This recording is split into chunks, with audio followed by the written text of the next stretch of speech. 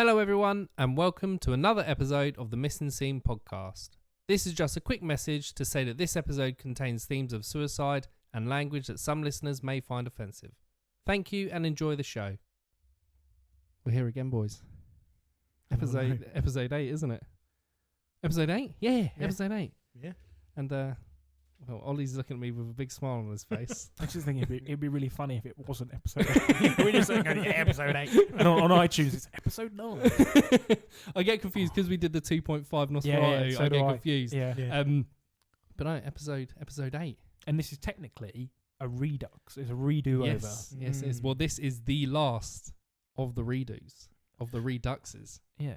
Well, I was going to say, at some point down the line, we could possibly redo some of the earlier ones because the audio, these new, we got, if you're a returning listener, why are you laughing, Dan? I just love the way, you just like always include the listener as soon as you can. I love it. Well, if you are listening, thank you so much. It means the world to us. I like to try and plug that as much as I can. No, I 100% agree. Yeah, that's why I was just smiling because I just love it. But if you're a return listener, thank you. But you will know, because we said in one of our previous episodes that we've had an improvement of facilities. Yeah. And our new mics sound so much better. So the Shawshank episode I was listening to the other day, I'm like, that could do... That could be a redux. Yeah, we could... Logan could easily be a redux, and you weren't on the Logan one either. No. Yeah. There are a couple. Yeah, I definitely agree. We could do a redux down the line. Yeah. And well, luckily everybody that's listening to this one is gonna hear it with the new equipment. So hopefully, well, we know it sounds a lot better. Yeah. Well, so we just get into it straight away then. Let's do it. Right. So episode 8, and we're still ramping up. So Oscars is this Sunday. Am I correct? Yes. It is, yes. So we're ramping up to Oscars, so we thought we'd whack out another episode about another award-winning film. And drum roll, please, we are going to be looking at Whiplash. Charlie is doing a drum roll, but he doesn't want to tap the... Oh! There is a button for it. Should be. They're waiting in anticipation to hear this soundbite. No. What's a rim shot? Do that. Oh. Yeah, half. I thought it was a drum roll, but it's not. Yeah. Half. We got half. So yeah, we're doing Whiplash. Yeah, join us as we make our way through all aspects of the film, including characters, cinematography. I feel like last time we did this, it kind of feels like when we last did, I can't really remember a lot about what we said, but No. I feel like now we're 8 episodes in, we kind of know like what we're doing. I feel like we've improved. I actually do remember a fair bit that we said last time because I really enjoyed the episode and we ended up going ham on it. Because when we get to it at the end, like you said to us previously, you're really looking forward to a specific debate that we're going to have. I don't even. It's just I think because there was 4 of us and it's a film that we all enjoy.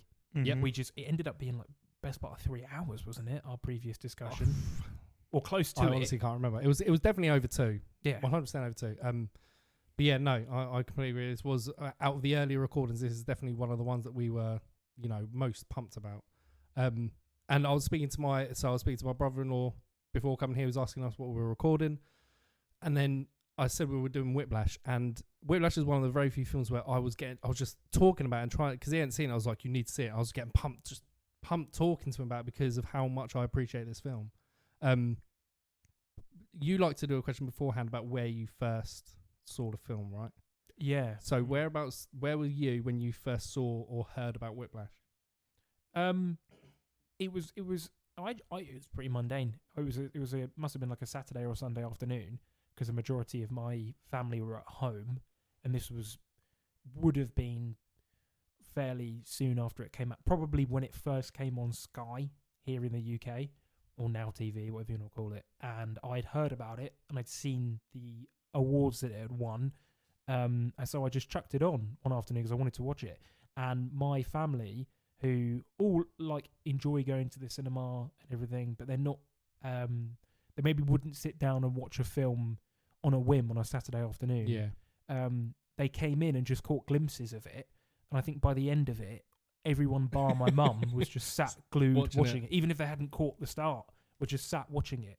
Well, I think it's because it's such I say simple story. The plot and the story of it is simple, and I feel like it's the characters, especially like J.K. Simmons. They're such captivating actors that you could literally just start watching it at a random point in the film and then be wanting to watch the rest of it. Definitely. What about you, Charles? I'm trying to rack my brain to remember. 2014, I think. Was I at that cinema chain then? We were at that cinema chain. Yeah, so I think it was just a film that I went to see after work. I think I only watched 2 films on my own when I worked at Odeon, and it was Black Mass, and I'm thinking this one. Yeah. I think it was Whiplash and Black Mass. I've not seen Black Mass, so is that the Johnny Depp one? Johnny Depp plays the... Yeah. Yeah. I specifically remember this one because I got tickets to a preview screening at said cinema. So I'd just come out of uni. My first job was at said cinema, and yeah, I got preview tickets to it. And because my dad is a drummer. He's like I said to Ollie before, he's drummed for like 50 years and stuff like not in bands and stuff, but like he started when he was like really young, and he's kept like he's got a drum kit still at his dad's house and all stuff like that. So I was like, this is gonna be right up his alley. So me and my dad went, and I just remember being obsessed with it, just absolutely obsessed. Not just because of all that, but like just the music is just incredible in it. Like I'm not a massive jazz fan. I never really listened to jazz. I think the closest I get to jazz is a singer called Gregory Porter. I listened to his first album, which is kind of like a jazz like kind of album. Yeah. But I don't have a massive appreciation for it. But this film was just brilliant. I listened to the soundtrack quite a lot. And I went through a phase when I was in sixth form where I pretty much exclusively listened to the soundtrack. And it is amazing. Yeah. It's really, really good. So like I think I got to the point where I can't remember what phone it was. When it came out, you could, on your phone, I think it was an iPhone. I can't remember what phone it was because it's like 10 years ago, something like that. You could make your own vibration thing on your phone. We talked about this last time. Yeah. So for text messages, I would have which is the beginning of Whiplash, the song Whiplash, and I'd have that on my. So I knew it sounds so sad. Right? No, it's not at all. But I was that obsessed with it. I was like, making my own vibration tones because like I could. I was like, I can't think of anything else that I'd want. I did the same thing, but I did. I don't know if that feature still exists, but it's really fun. It's like a sensory. I was gonna find it today, see if I could do it, but I didn't have time because I was just gonna play it like on the table to see if they could hear it. But I remember just being obsessed with it, and then as soon as it came out on physical window, I was like, I got it straight away, watched it straight away. About 10 minutes before you guys got here, I put Caravan on the Alexa in here. And it just made me feel on edge the whole time. I played it for about 2 minutes. I had to turn it off. Well, that's what the film has on This is one of the questions I wanted to ask you guys. How often do you revisit this film? Because we, as we said in the preamble, we recorded a version of this last September with Harry, who's not here today. And I watched it in advance of that. And then I rewatched it today. That's twice in the space of 6-7 months. I love this film, but I don't have any desire. I've got an analogy to make in a minute, but I don't have any desire to rewatch it anytime soon. Do you guys revisit it a lot, or do you watch it frequently? Or so again, because of obviously the podcast, I watched it last year in preparation of the first time we recorded it, and then I think I said to you today, I watched it today in one break, lunch break, other break. I watched it in stages, which was heartbreaking for me. Just so I could just refresh my memory a little bit about it. But I would easily say I'd probably visit at least once a year. Yeah, same. Probably once a year. I don't think I'd watched it since I got it on Blu-ray. And I must have got it on Blu-ray shortly after I watched it on Sky. So 2014 or 15. And I don't think I'd actually watched it from start to finish before that. Like, before we did that recording. It's I'm sure there are. I know someone who worked at a cinema chain with me, lovely guy, this is his favourite film, like of all time, is his favourite film. And like, I can't. I'm sure there are hundreds of thousands, if not millions, of people around the world who also have this as their favorite film. Yeah. But like, if you've had a long day or you're tired or you just want to pick me up or whatever, there's nothing Oh, I no, you could think can't of know this worse film. Yeah. than putting this film on. My analogy is, right, and this might be kind of long-winded in typical Ollie fashion, so just bear with me.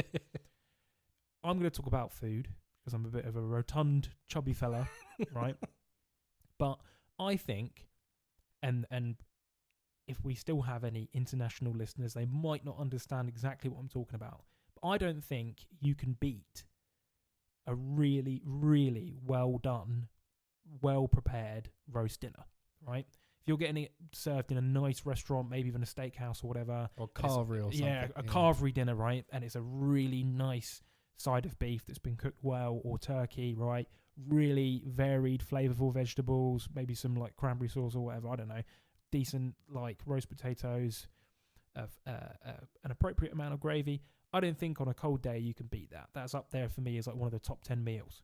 Now, when I'm eating a roast dinner, I'm like, I can't think of anything better than this. Now, I don't actually think about eating a roast dinner more than like 3 or 4 times a year, if that. And it's never in the summertime. No. It's only ever in the winter months, and I have to be in a very, very, very particular mood to want to eat one. When I'm eating it, I'm like, this is great.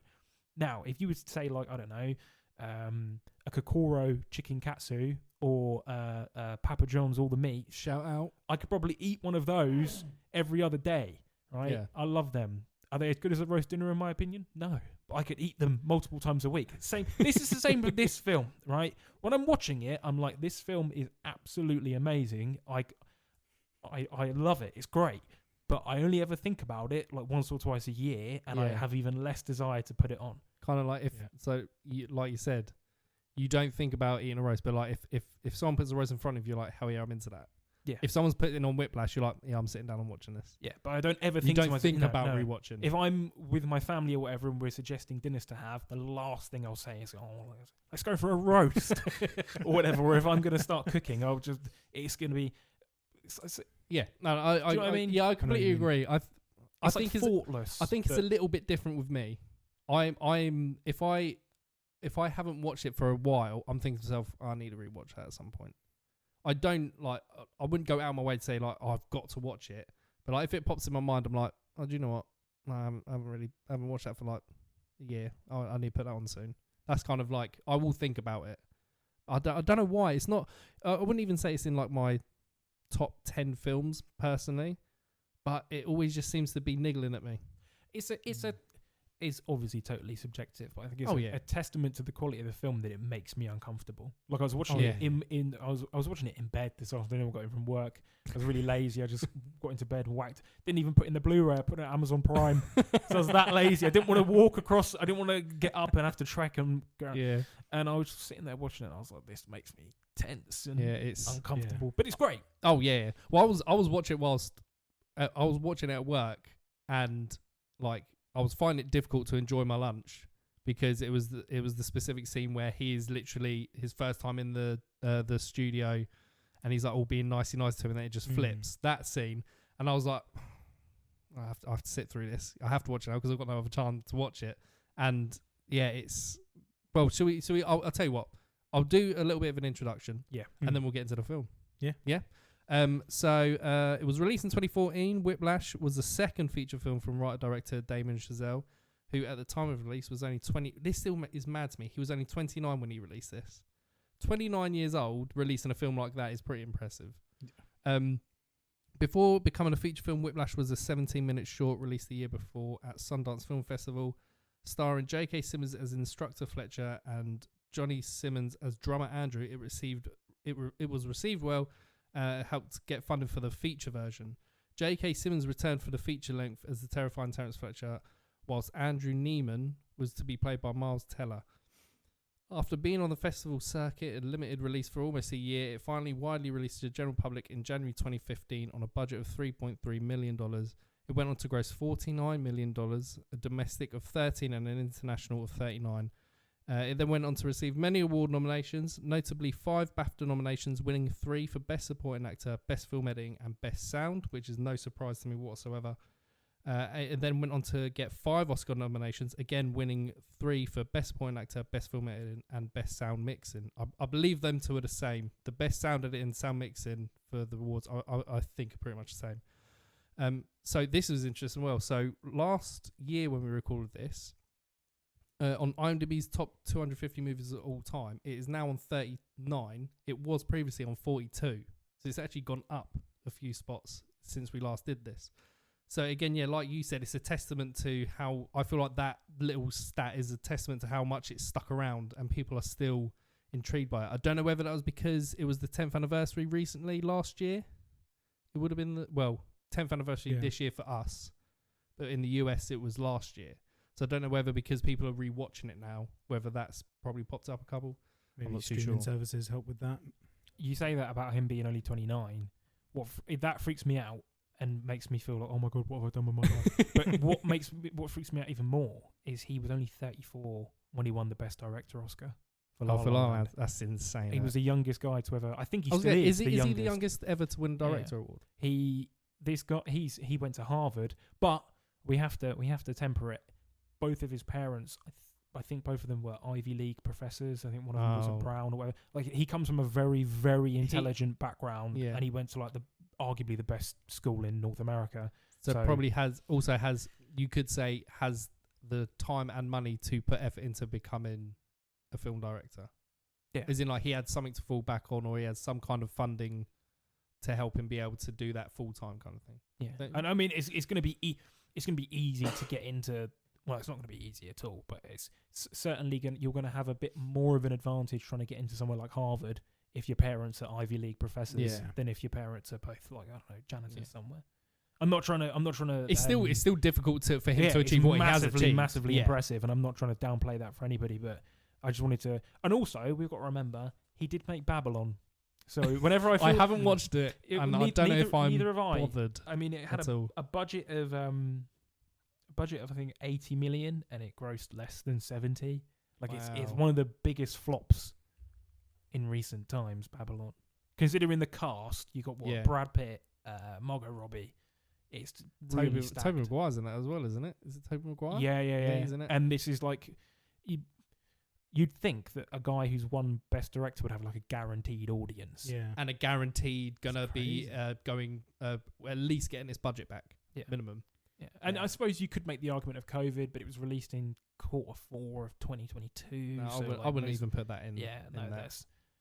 So he's had some really, really high highs and some really low. So he also did First Man, which I really like. And obviously La La Land, and he hasn't done anything else, has he? Since Babylon, he hasn't. I don't know if he's got anything in the pipelines or anything either. No, I'm not 100% sure. I think I read something the other day, but I can't. You can, remember. Don't want to, Oof. Right. I'll do a quick synopsis, just so that those that haven't watched, I feel like we should always say, like, if you want to watch the film and then come back to listen to it, then please do. I definitely feel like this is one of those films where you should watch it. This is one of the films for me that is a must watch kind of category. Even if you can only stand it once because of how tense and the tenseness we're going to talk about at some point, I definitely feel like this is one that people should watch. And we are, at some point, I don't want to jump the gun, but we are going to explore possibly doing commentaries. And I feel like this would be a really... Because it's like, what, an hour and a half or an hour 40? It's not long at all, And like we all are very passionate about it. It'd be one that we have loads to talk about. So there may be a time where you can... Watch it with us. Watch it along with us. Yeah. No, definitely. Yeah. That's a good point, Right, so quick film synopsis. Andrew Neiman is an ambitious young jazz drummer in pursuit of rising to the top of his elite music conservatory. Terence Fletcher, an instructor known for his terrifying teaching methods, discovers Andrew and transfers the aspiring drummer into the top jazz ensemble, forever changing the young man's life.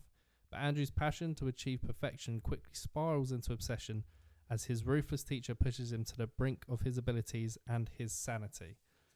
When you read it like that, it does make it sound a bit horror-y. It is horrific. It's a horror in a different type of way, isn't it? Yeah. It's even from the very first scene where you see him sort of come in, and you meet the kind of the bad guy, I suppose, first. It's just so fucking eerie. Like the lighting is like very kind of dark all the time.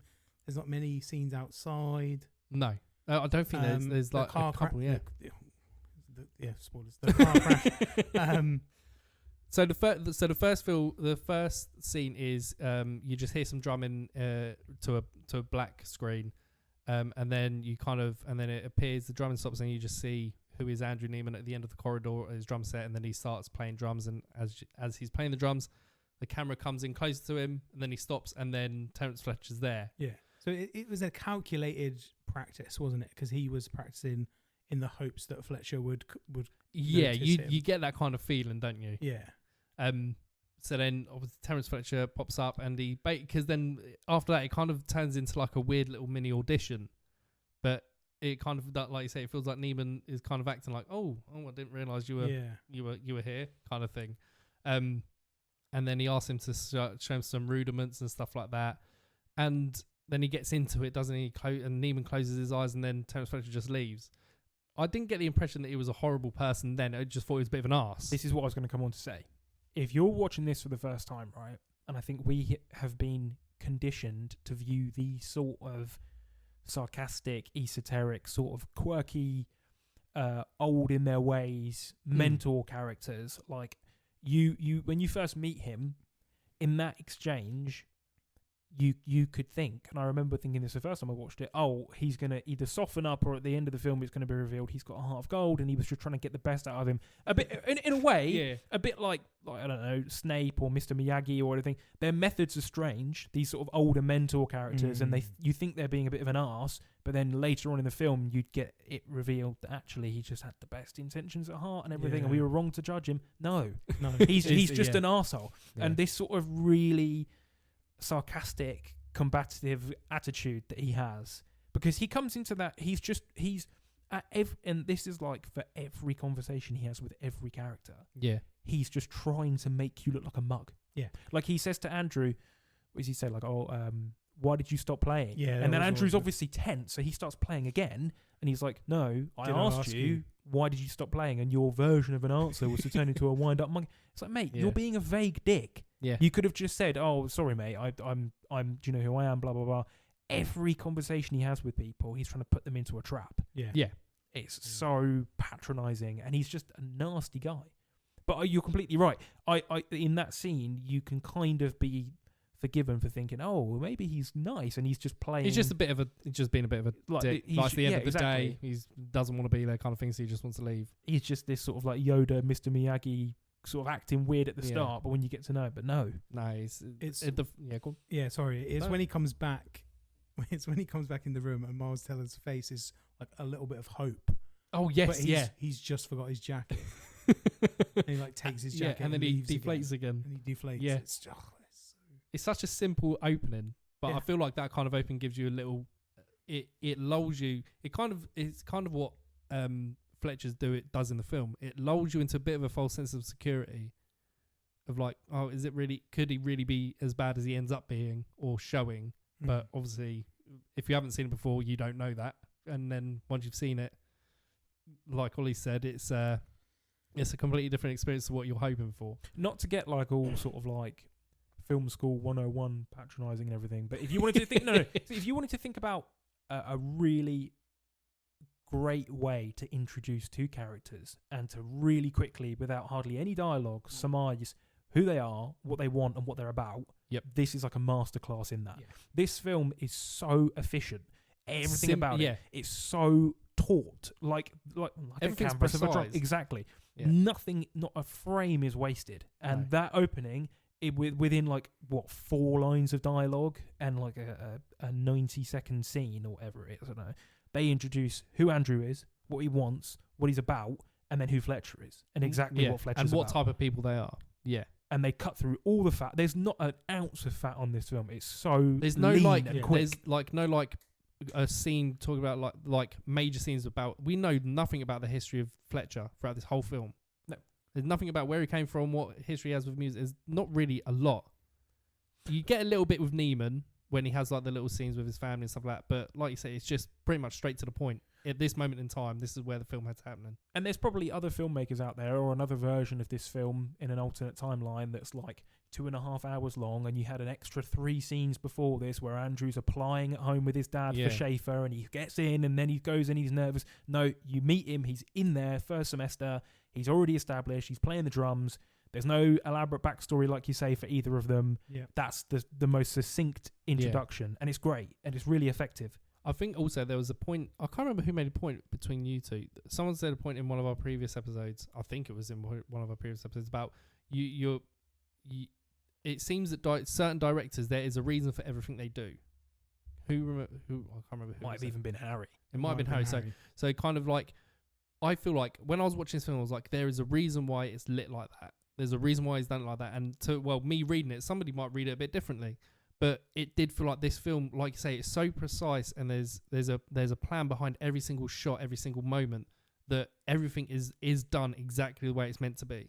And it's kind of that's kind of the whole thing with the whole jazz. Well, the little that I know, especially in the scenes where they're like the practices, everything is precise and to the point. Yeah, and if it's wrong, you start again and you keep going until it is right. I mean, it's not to get really meta or whatever, but it is constructed like a performance. It's like watching a jazz show. It's goes to a rhythm. It goes, and there are later scenes like the car crash bit where it almost gets into a rhythm. Yeah, he's doing stuff and moving, and there's no sort of diegetic or non-diegetic music playing, but it's edited so that you almost get into this sort of it's literally everything. The editing, every single, from shot cut to shot cut to shot cut to camera movement, everything kind of flows with the music. So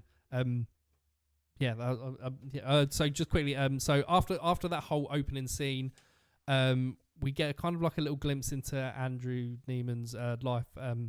So he goes to the cinema with his dad. This is where he first sees I can't remember her name.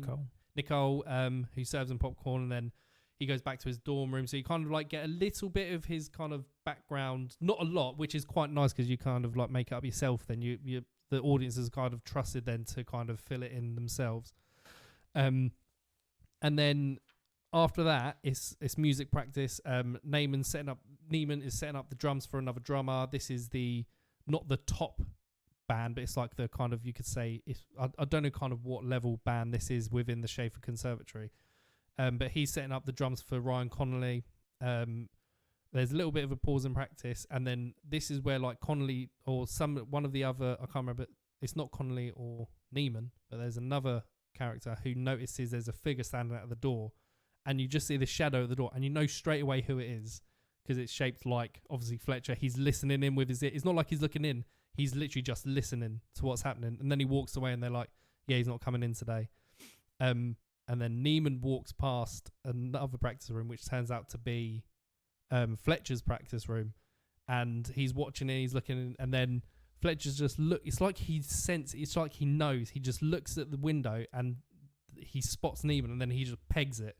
But that whole scene for me, just like that kind of the two practice rooms are very much kind of very different.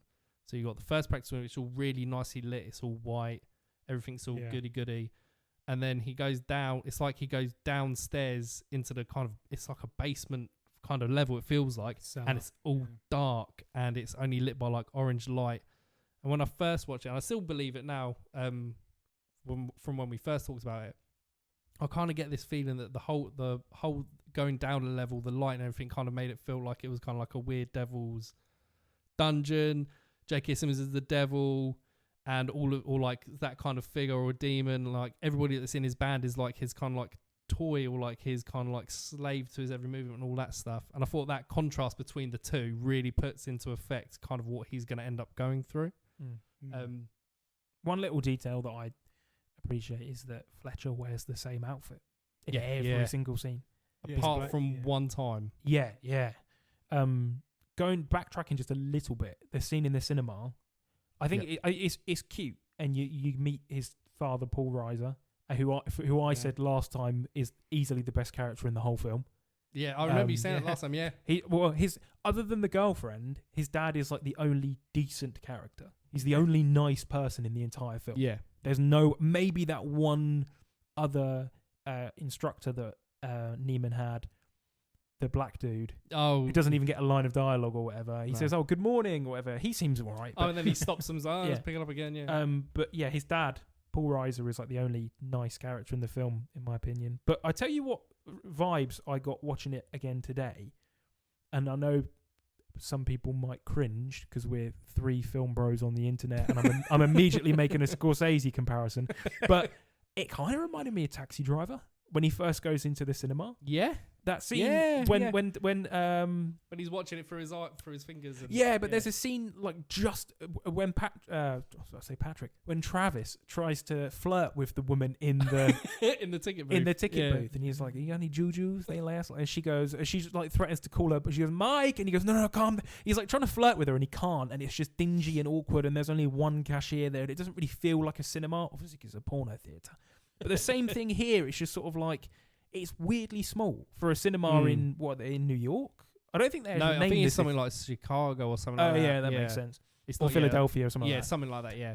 It's like there's a cinema that they've gone to, but there's one cashier, and she's Yeah. kind of a bit lonely, and the interaction is really awkward, and he's really stilted. And then obviously the wider film is about his obsession and how he becomes more detached from everyone around him. Kind of echoes Travis in Taxi Driver. Yeah. Yeah. Please tell me you don't think I'm going crazy. No, I Kinda definitely, remind me. I do agree. I 100% agree with that. Yeah, that scene. It was. I think even as well, like it just the whole, like like his dad like just pour like it kind of gives you a bit more into Neiman's character. Like when he pours, I think they're like chocolate raisins, Raisinets, yeah. Raisinets on top of popcorn, and like Neiman's like he's not really bothered about it. He's like, Dad's like, I thought you liked it. He's like, I don't get you. And he's like, no, I just eat around it, kind of thing. You kind of see like he goes from just being this person that's not really bothered, kind of thing, will do things for other people, to then doing everything for himself. It's just like his cute little moment. Do you think he sees his dad as a weakness in his life? So do you see as, because his dad is very much sort of a, not really, he just goes by life and makes kind of. It's weird because I can see where you come from because of the way he acts towards him. I can see that. But then there's a scene later on in the film when he's on a date with Nicole and they're having the chat and it's a bit awkward, and then he's like, he kind of seems quite sincere when he's like, oh, I still go to the cinema with my dad, and he seems really happy about that. Yeah.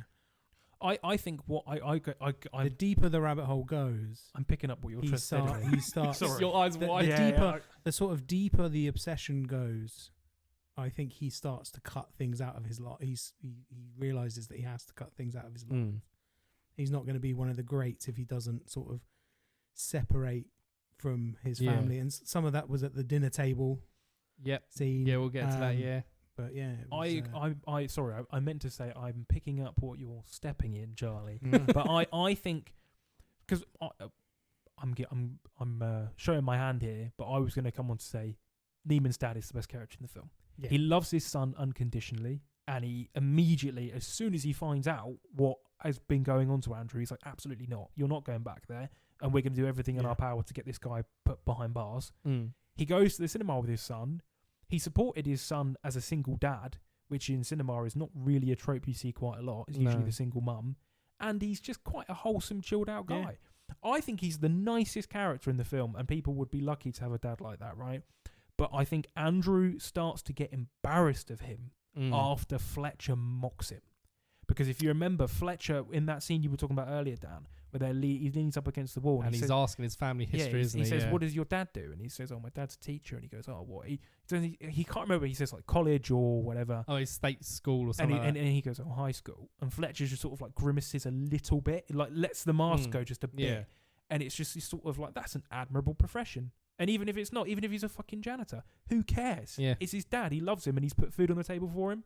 But Andrew there is a bit stabbed because Fletcher expects his dad to be like this. But we find out why he does. We'll find out shortly, but why he's asking him so much about his family. Yeah. But before that, like, there's another scene. This is where you see like Terence Fletcher again. But you see that he's not just an arse to students. He's an arse to even his colleagues, his colleagues. Yeah. So like so after that, Neiman's in his apartment practicing drum rhythm. And then they're back into the practice. and then and then they're in practice, and then Fletcher walks in, and then he's like, I want to hear some players, kind of thing. And then he basically ends up listening to Neiman. He listens to Connolly, swaps him with Neiman, and then he calls Neiman over to say, come to practice tomorrow at 6 a.m. The beginning bit of that, when he walks in, he just walks and doesn't even greet anyone. No. And then he goes up to the music, reads music, and goes, cute. And I'm like, you're mocking some other teacher or conductor for his music choice, which is just mind-bogglingly arrogant and just has no care for anyone whatsoever apart from himself. He's an arsehole. And that isn't even like the worst thing he does, but it's terrible. It's awful. And like I said earlier with him, every exchange he has is an opportunity to put somebody down, or he's setting people up to make them look like mugs. Instead of just doing the conventional thing where when he picks Neiman, instead of just going, backup drums or whatever, can I have a word outside of it? He goes, drums with me.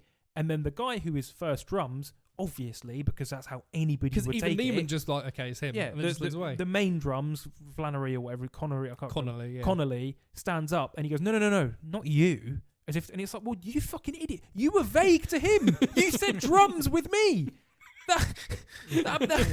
Oh my God. But it's like, I feel like his way of teaching or working people out is to be a fucking arse. So like the girl that he's like, let's just see if you're first chair because you're cute. She plays 2 or 3 notes, and he's like, no. Well, I kind of gathered why you're there then. Well, it obviously isn't, but he's just being a dick. Yeah, man. He's well, there's a couple of bits where like he's just going through people. People are fumbling stuff. Like he just has that presence about him that he walks into the room and everyone just shits their pants. Like even the teacher says nothing. He just steps aside because he knows what he's like. All the students are just fumbling their shit around, dropping stuff. It's just it's a scene that the way that I feel that Damien Chazelle's done this is that he ramps it up so well. He ramps it up to a point where you think it can't get worse, or Neiman can't get pushed anymore, and then it goes another step, and then you think, right, it's got to stop that, and then it just goes again, and it's just every single scene is just a constant. It's like you say, like you get tense, and then you don't realize how tense you get, and then it gets more tense. So then after that scene, Neiman he finally goes and asks Nicole out at the cinema. It's a really nice exchange. It kind of breaks it a little bit. These little scenes kind of break apart all the horrid tenseness of each like classroom scene. He finds out she's Nicole.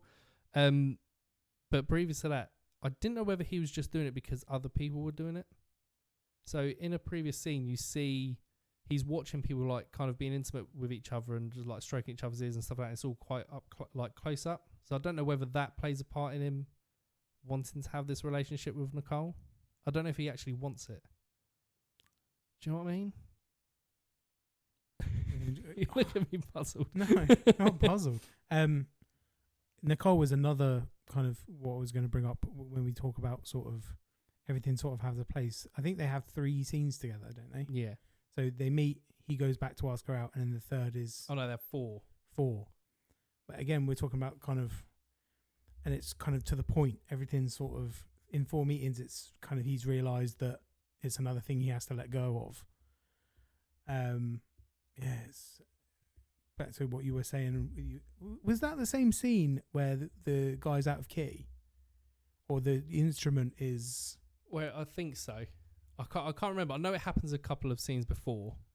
I think I think it might be when he is in the corridor when he's first practicing in his room. Because it's like dorm rooms, isn't it, that he's living in? I think it's in that section when he's walking back up to his room, and then he sees people in the corridor. I remember the bit you're talking about. He walks past like a cabal of people in the corridor. Yeah. And the question, it took me a while to understand it. I'm really sorry, Dan. That's all right. I'm an idiot.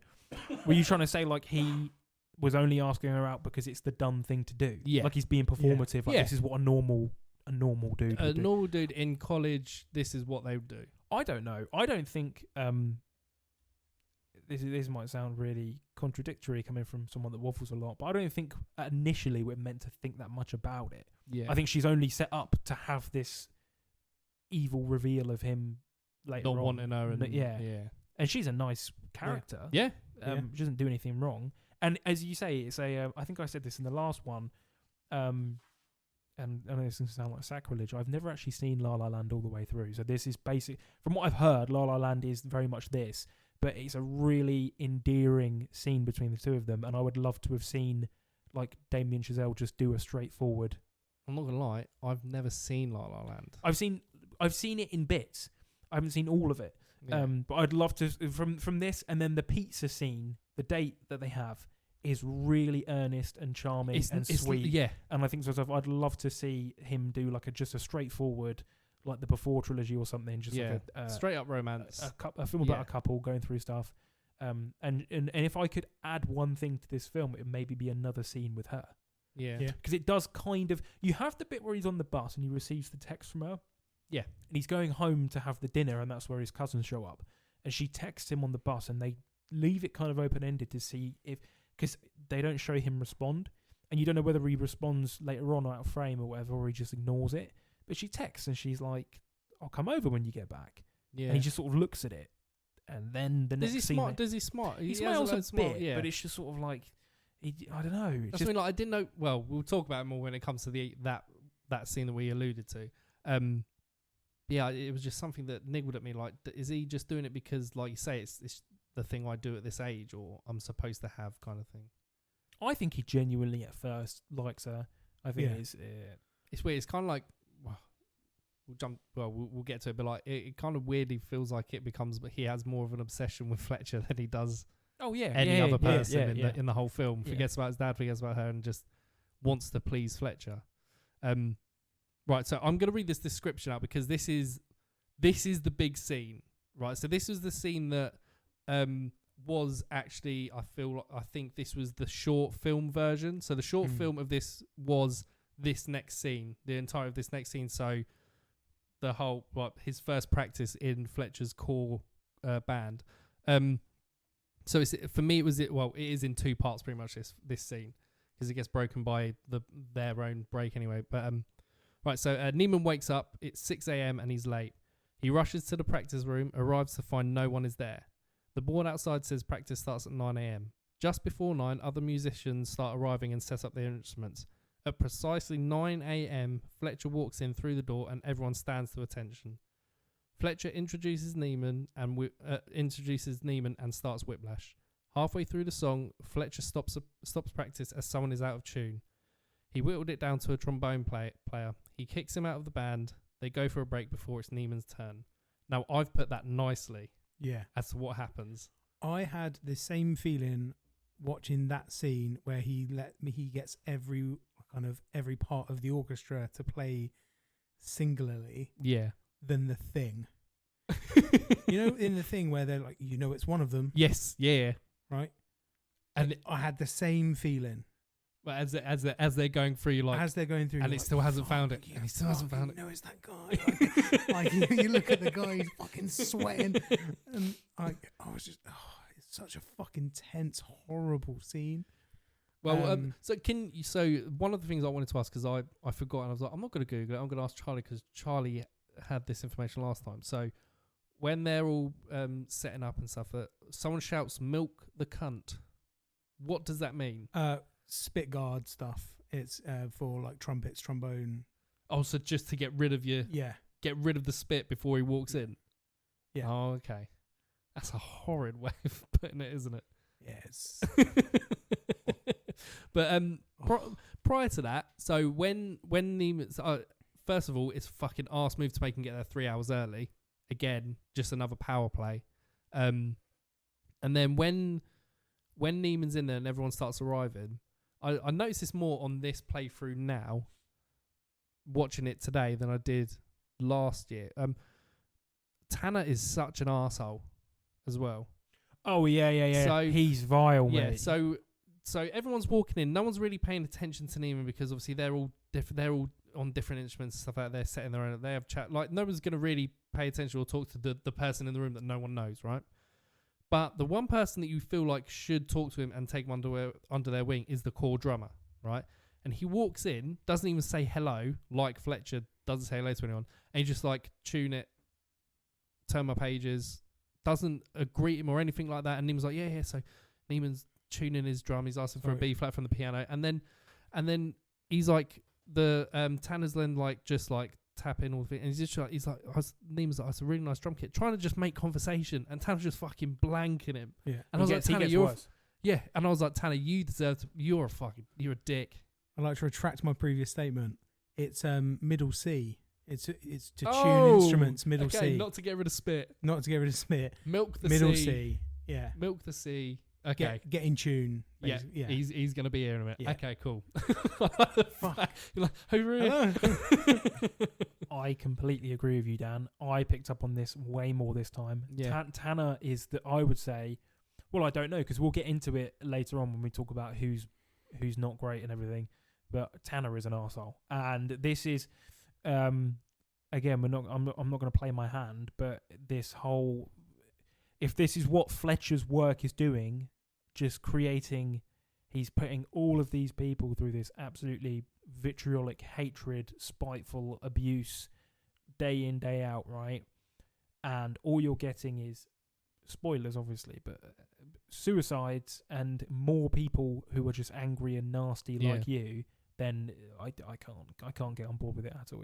I mean, that's the point of the film. Fletcher's an arsehole and you're not supposed to like. Not supposed to like. But it's just sort of like I was thinking like the only reason why this guy is like this is because he's been around Fletcher for so long. much. Yeah. There's another point in the next part of this scene that I'll talk about. We'll get to it when we do. But it's that what happens in that scene from Tanner is what cements me.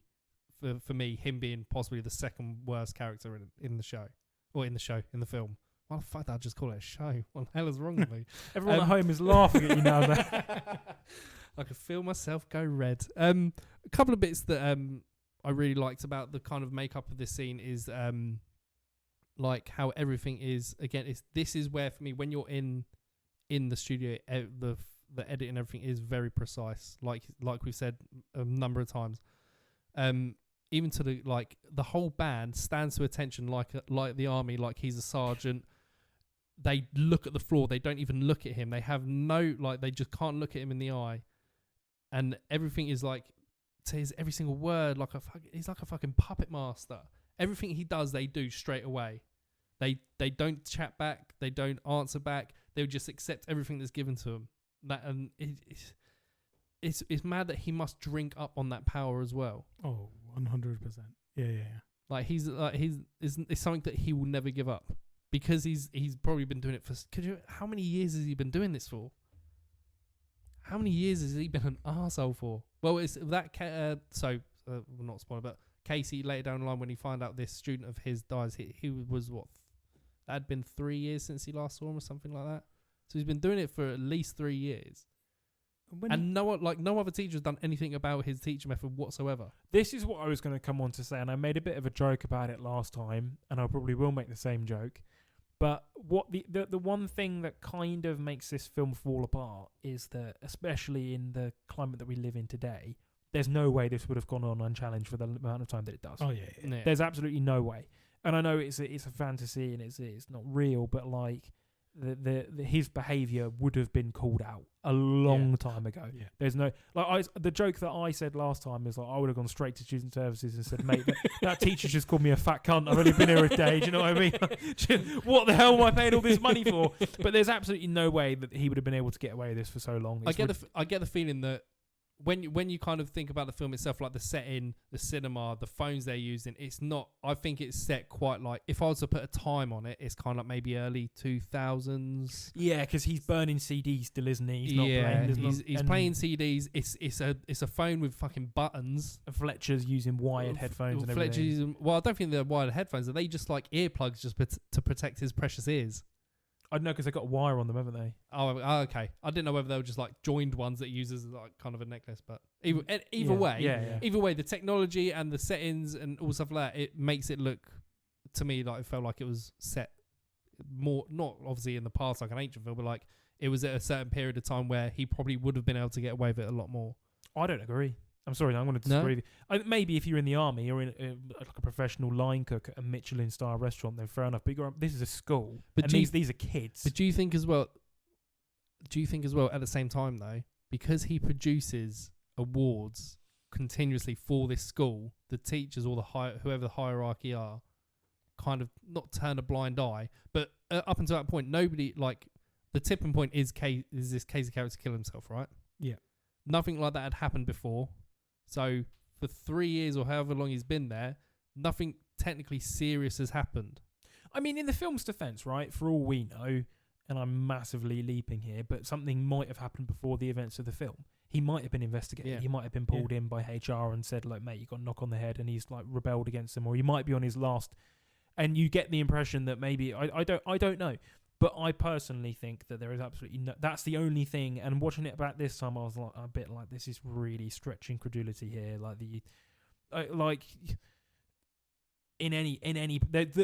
this has been able to go on for so long, and not one person has said to their mate or their mum or their cousin, yeah, my teacher called somebody a faggot the other day. Like, it's just, and nobody's raised their eyebrow and gone, hang on a minute, why is your teacher using homophobic slurs? Yeah. Why is your teacher fat shaming people? Like, even if it was like 30, 40 years ago, I still think at least not one, that long ago, but like at least one eyebrow would have been raised at some point down the line. And also, I just want to clarify, absolutely none of us here endorse the use of slurs, and I apologise. I should have maybe censored myself there, but I'm just. Well, you say that, but like this is what this character is in this film. He says stuff like, he goes to like one of the saxophone players. He's like who plays a little bit too early. He was like, "That's not your boyfriend's dick. Don't come early." That's like a slur, and like he called fucking the poor guy that ends up being the out of tune player, and he calls like Elmer Fudd. There's not a Mars bar down there. All this shit, like he is so calculated in how he's going to berate someone.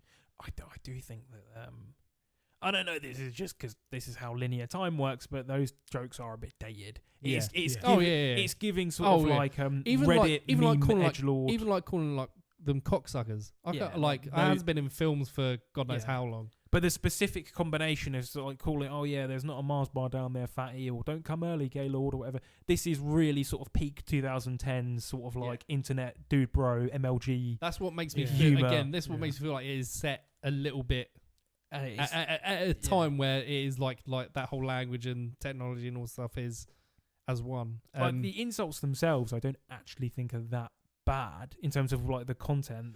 But it's for me the worst stuff is just like the conditions that he. Is it to embarrass them?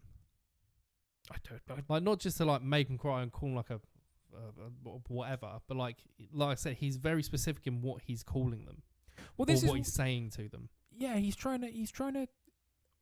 So we're gonna discuss the Fletcher's thesis, right? We're getting to the end here, but you can't really talk any further about this film without discussing it. Fletcher's whole thing is that he believes that the only way to get true greatness out of people in any profession or any field is to put them under intense pressure and scrutiny. And he says that 99% of people will crack under the pressure and fold and give up, but the 1% of people who stick it through to the end, they're worth it and they're going to be the next great.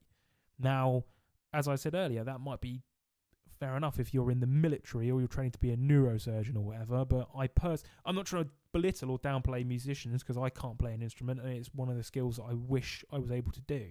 But I'm just sort of like, in what reality do you need to be under that much to the point of driving people to suicide over musical instruments? It's just insane. So I completely agree. I question it. I'm like, what is he hoping to achieve with the insults? The conditioning stuff, which I think is tougher, making them go through to get the right tempo and spending 4 hours until their hands bleed, that's intense, but I can see the logic there because you're trying to get these people, you're going to go through drill after drill after drill until you get it right. Calling somebody a fat ass and then making a homophobic slur, I don't see how that... It's like he's trying to just do that to kind of wheedle out the weaklings. Well, yeah, he wants strong characters. This is his whole thing. His thesis is his perspective is the next Charlie Parker won't be dissuaded. They won't. They would love They have that much passion. What's terrible about that bit though, when he like says he finds a person that's out of tune, and it turns out he wasn't out of tune. Another person was, but because he didn't know he was out of tune, that's why he has to be out of the band. Is the only reason he said that he thought he was out of tune is because Terence Fletcher's a fucking terrifying human being, and not everyone's going to stand up to him. And I remember from the first time we recorded this, like a couple of things in my perception of him have changed. I think I hate him more. Not hate him, but like I despise him more as a character than I had previously. But I'm so fixated on this character because of how it's done. It's a bit like Neiman has a fixation on him. I don't have a fixation, but that character draws your attention all the time. So we get on to the second part of this big scene. So after the person gets kicked out, they go on a break. But Neiman's shitting himself because he can't really read sheet music properly because he starts like writing down the tempo and like beats and stuff like that. So just quickly then, so a description for the second part of this. Outside, Neiman sits on the floor writing notes on Whiplash sheet music. Fletcher interrupts him, asking him about his life. He gives Neiman some advice, making him feel confident. He tells the Charlie Parker symbol story before leaving. Neiman walks back in. They start playing. Fletcher makes him feel like he's doing well. Fletcher stops him playing. Not my tempo. Play, stop, play, stop. He's rushing, he's dragging, stop, start until Neiman seems to get the rhythm right. Fletcher walks off slowly whilst he plays before hurling a chair at his head. He starts asking what he was doing wrong. He slaps Neiman an example of timing. Then berates Neiman about his family, information he learned only moments ago. He shouts at him, making him cry. He swaps Neiman out for the core drummer. Practice ends and Neiman runs out embarrassed. This whole scene is just horrible in terms of how he treats Neiman on a first day of being a drummer in a core band. Now, I think what the jokes that he makes and all the stuff that he says, you feel like you can't laugh because you feel like you're in like the room with him. Yeah. Because obviously he's making jokes and like you probably could laugh at it. I think I maybe probably did laugh the first time I watched it, but now I don't know what number of watch this is. It makes me, I don't really laugh at it.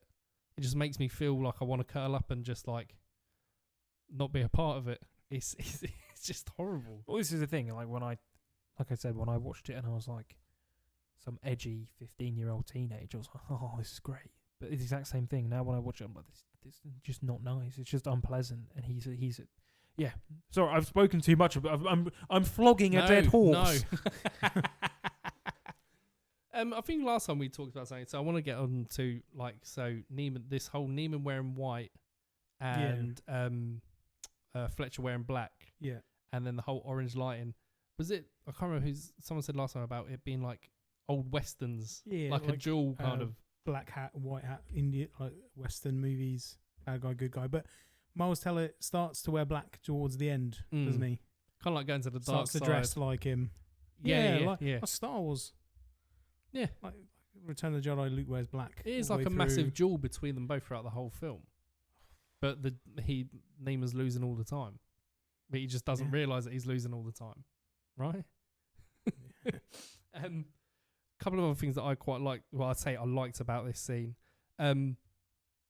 Like, so the whole like slapping him as another embarrassing thought. Like, none of these students do anything. They just stare at the floor. They don't even watch him being slapped. They don't even watch him like going through this rigmarole.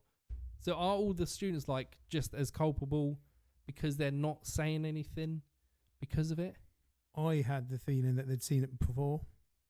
Oh yeah. Like they'd seen it before, off of it's happened to other people. Like maybe quite a few people. They're kind of used to it. Yeah, they're drilled into just Fletcher's being Fletcher kind of thing.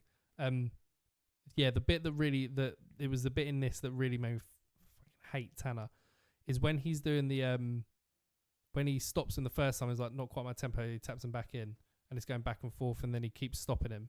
Tanner's looking at the sheet music and then nodding, like, he's like nodding and agreeing with Fletcher's every single word.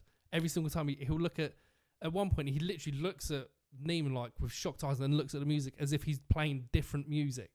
I've never noticed that before. Honestly, so when you watch it, I'm not going to watch this again for years. No, but I mean, like, if you ever see that, if you ever just see that scene or watch that scene or just like pop it on, you'll see that he's like, Tanner is literally just like, the nose is turning brown. Like it's horrible to watch. The glazing. Honestly. But yeah, I noticed that. That's what I noticed. One of the other things I just noticed today, I was like, God, Tanner is such a dick. Like that makes me feel like you say, he's created a monster in another student. But turns out he's actually quite a bit of a pussy himself anyway, so didn't really work out that well for him. So then after that, so that whole scene, so he makes him cry. You kind of feel like, well, if any, like that would be enough to make anybody break or just quit the school straight away, right? But then obviously this is not the story that we're being told. So after that, Neiman's then starting to ignore calls from his dad, and then this is where he just clears out his room, and all that's in his room is a drum kit. Not even it doesn't even have a bed, does he? Or does he just have like a mattress on the floor? I'm pretty sure all he has is a CD player, a picture of I can't remember the drummer that he really likes, Bird. A picture of a drummer, and then his drum kit, and that is literally all he has. I'm pretty sure. Yeah, I'm pretty sure. And that's before he kind of realizes that he's losing time by not kind of sleeping. Yeah. He takes his mattress into. Sorry, I'm yawning. It, he drags his mattress into the drum studio. Yeah. Right. I don't know how the American higher education system works and everything, but that's a pretty decent student digs in Philadelphia or Chicago, wherever it is, right? Yeah. He's got like a 2 or 3 bed, by the looks of it, apartment to himself with an ensuite. And he's like dragging his mattress along and putting it in there. And it's like most people just have like one box room. And they'd be sharing it with other dickheads that they don't like. Do you know what I mean? Yeah. He's got the whole place to himself. But yeah, he drags it into his drum studio. Yeah. So it's literally just him and a drum kit or anything kind of drum related. Yeah. And then so this scene also, this scene made my hands sore watching him play. When he's like, so this is where he's drumming so much that he gets blisters on his hands, and he's putting plasters on blisters that are too small to put on the blisters, and then he's just piling them on and on and on, and he's sweating, and it's just you don't actually know how long he's been there to do it, like how long he's actually been practicing just this one song. Was it all night? Was it day? Like there's no sense of time really. Even the studios don't have windows, so even they don't really have a sense of time. Well, there's a clock, but you don't really go by a clock, you go by daylight, right? And even like the studio has no windows. His dorm doesn't really have windows either. So it's like he's losing time. This is where he is becoming obsessed with it now. He doesn't want to be embarrassed again, really. Say what you will, right, about this whole film. This is like our second time going through it, and we're really dissecting a lot of the characters and motivations and going deep on it. I think we might have overlooked one of the most basic parts about it. What it does so well is just like take the Fletcher Miles Teller dynamic out of it. It just depicts being a drummer really well. Yeah. I know absolutely nothing, or I knew absolutely nothing before this film, and I still know next to nothing about what it's like to be a drummer. I have a few friends who have drummed and who have drummed around me, and I've been at their house and they've performed or whatever, but I know absolutely nothing about it, and this film really shows just how intense it can be. And I knew that musical performances and performing live and stuff really takes it out of you, but to the extent of this film shows, I was completely unaware.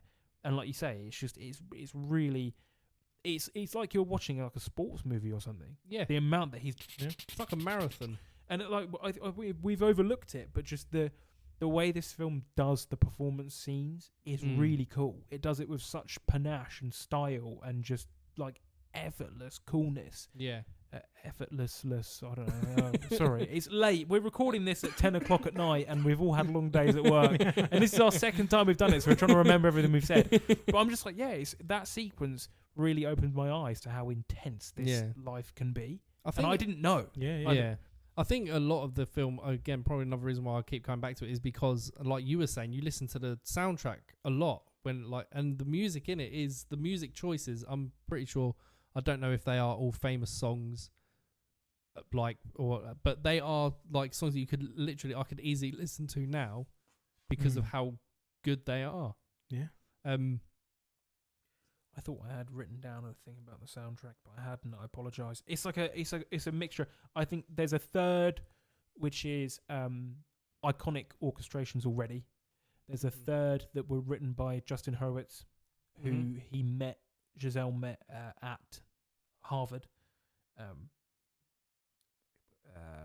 he's been like his longtime collaborator. He did the score to First Man, which is a really good score as well. I listen to that quite a lot. And then another third is musical pieces that Horowitz created for the drum sequence. So there's obviously like there's your non-diegetic score of like tense music that's Horowitz has composed for it, and then he wrote actual like musical the bits that are in the film that they perform, and then they obviously use like actual pieces that are really famous in the jazz world. I'm really sorry if I've butchered all of that. I'm not I don't know that much about the history of jazz or whatever. No. But my knowledge of the soundtrack is it's about a 3-way split. That's kind of like what I get from this film, or like for people that haven't watched it, you don't need to like jazz or that type of music to enjoy this film. Right, it's like I listened to a really interesting dissection of Rocky once, and I think I brought this up last time, and somebody said the brilliant thing about that is, A, you don't really need to know anything about boxing or any combat sports to enjoy that, and B, the film is constructed so well and Rocky is so well written a character that you could basically substitute in any sport in that film and it would still be compelling. Yeah. If Rocky Balboa was the exact same guy but he was training to be a track athlete or a tennis player, like obviously you'd have to rework the screenplay in specific sequences, but for the most part you'd still find it entertaining because he's such a well-written guy. Same, Neiman could have been a sax player or a bassoonist or whatever, and I again, you'd have to rework it because there is something visceral about drums as an instrument. It's a very physical instrument. Exactly. Yeah. So you'd have to reconfigure it in ways, but it could be, for all intents and purposes, about any instrument, and it would still be a great, compelling film. Same way Rocky could be about rowing or whatever. I don't know what a single sport that an athlete could do. He could be a gymnast, and it maybe it wouldn't have that. You'd have to reconfigure it a bit, but you'd still enjoy the film. No, I completely agree with that. Definitely. Sorry, there's a really botched comparison. So after that scene of him practicing, is when he has the first date with Nicole. Which, hey like, guys, it's Nicole. Where it likes, like you said before, it's a very sincere moment within the film, and it's like a palate cleanser. It kind of gives you a look of what he could be like without music in his life and who he actually is, but he still ends up making the date about music. Like he takes his pizza place because they play jazz music and a song from 1938 or whenever it was that he knows, and he always brings it back. He always end up, well, not towards the end, but he kind of directs the conversation towards something to do with what he's doing and music. And he's, even though it's not a music set scene, there's still that underlying tones of his little obsession. Like, he's always constantly thinking about it. And I think towards the end of that, when they have that talk and he says about, like, when she's like, I miss home, like, kind of thing, he's like, yeah, well, I still go to the cinema with my dad, and she rubs her foot on his foot, and it kind of makes you feel like, oh, maybe he can, like, kind of take that bit of obsession away. It's a really well performed, well constructed, covered, executed scene, right? But again, like the bit with Travis and Sybil Shepherd when they go out for coffee, there is just like this real, it's bubbling. Like there is a real sort of like, it could have gone either way. And she says that when he sort of questions her, and it's innocent enough on his part, but she takes it the wrong way, and he sort of takes it the wrong way, and it's a bit awkward, and she sort of gets defensive and goes, well, I don't really know what I want to major in. I don't know what I want to study. And any minute it could have gone awry. The same way in the taxi driver scene, not to make another comparison to that, but like in the taxi driver scene when Sybil Shepherd, he's like, oh, I need to get one of those signs or whatever, and Sybil Shepherd is like, she doesn't really know what he's talking about, and it's kind of awkward, and he's like, it's like he's trying to fit in. He doesn't know how this function works. He knows that a man is conventionally supposed to court a woman and take her out and do this, but it seems kind of alien to him. And it's kind of awkward. Like you say, he makes it about music because that's a field that he feels comfortable talking about. Yeah. And it's cute and it's earnest, and it ultimately ends up being quite a sweet scene because the ice is broken when she admits that she isn't enjoying uni or college or whatever, and he says, oh, I don't really like anybody here either. And there's a bit of a release, but the whole scene is just, there's a little bit of tension. Yeah. And I think I said this last time, not to make a second sidebar about food, but this film, more than anything else, right, and maybe Spider-Man 2, makes me thoroughly pissed off that pizza parlours never really took off here in the UK. Well, you could just get a single fucking gigantic slice, walk around with it. We've had a couple of listeners from the States and from Canada. I don't know if they're big in Canada, but like over here in the UK, if you're listening from anywhere else in the world, you can't just rock up to anywhere and buy a single slice of pizza. The only place you can really do that is Costco, right? And most towns in the UK don't actually have a Costco. You have to do a bit of a trek. And you can't get on there unless you can get a membership, which not everyone can get. Exactly. Whereas, you could go to any major town in the UK, you can't walk a mile in any direction before getting into a chicken or a kebab shop. Or a Greg's. Right? And it's like, sometimes I really want just a slice of pizza, but I have to spend $12.99 is the cheapest to get a whole pizza. And it's like, I can't do that at lunchtime because I look like an oaf walking around with a massive tray of pizza. And it is not worth getting the small version because it's nearly fucking... Exactly. It's like a Happy Meal of a thing. So it really irritates me and irks me because there are so many times during the week where I just think, I'd love a slice of pizza for my lunch, but I'm not going to go like an animal and order a 12-inch from Papa John's that's going to cost me £16. But no, you're in luck if you're in our town and you want a kebab because you can throw a stone and crack the window of a kebab shop. But if you want a single slice of pizza, mate, you're stuffed. And this film ignited a passion. That's my petition. If I was to become PM, you would make single slice pizza a thing in every single town and city. Yeah, pizza parlours for the win. You can go in, hey, can I get a slice of a margarita pie? You just go into it. Like, that's what I loved when I was in New York. It's like, I'm hungry, I'll go get a slice for $1.75. Yeah. So you can't do that here. Oh, you can go get some Boss Man chicken and chips that's got salmonella and part of a rat's foot in it if you want for £6. But you can't get a slice of pizza anywhere. It's bullshit. I think you're more passionate about this food than you are the film. I'm making myself sound like a real greedy glutton. And I am to a certain extent. Sorry.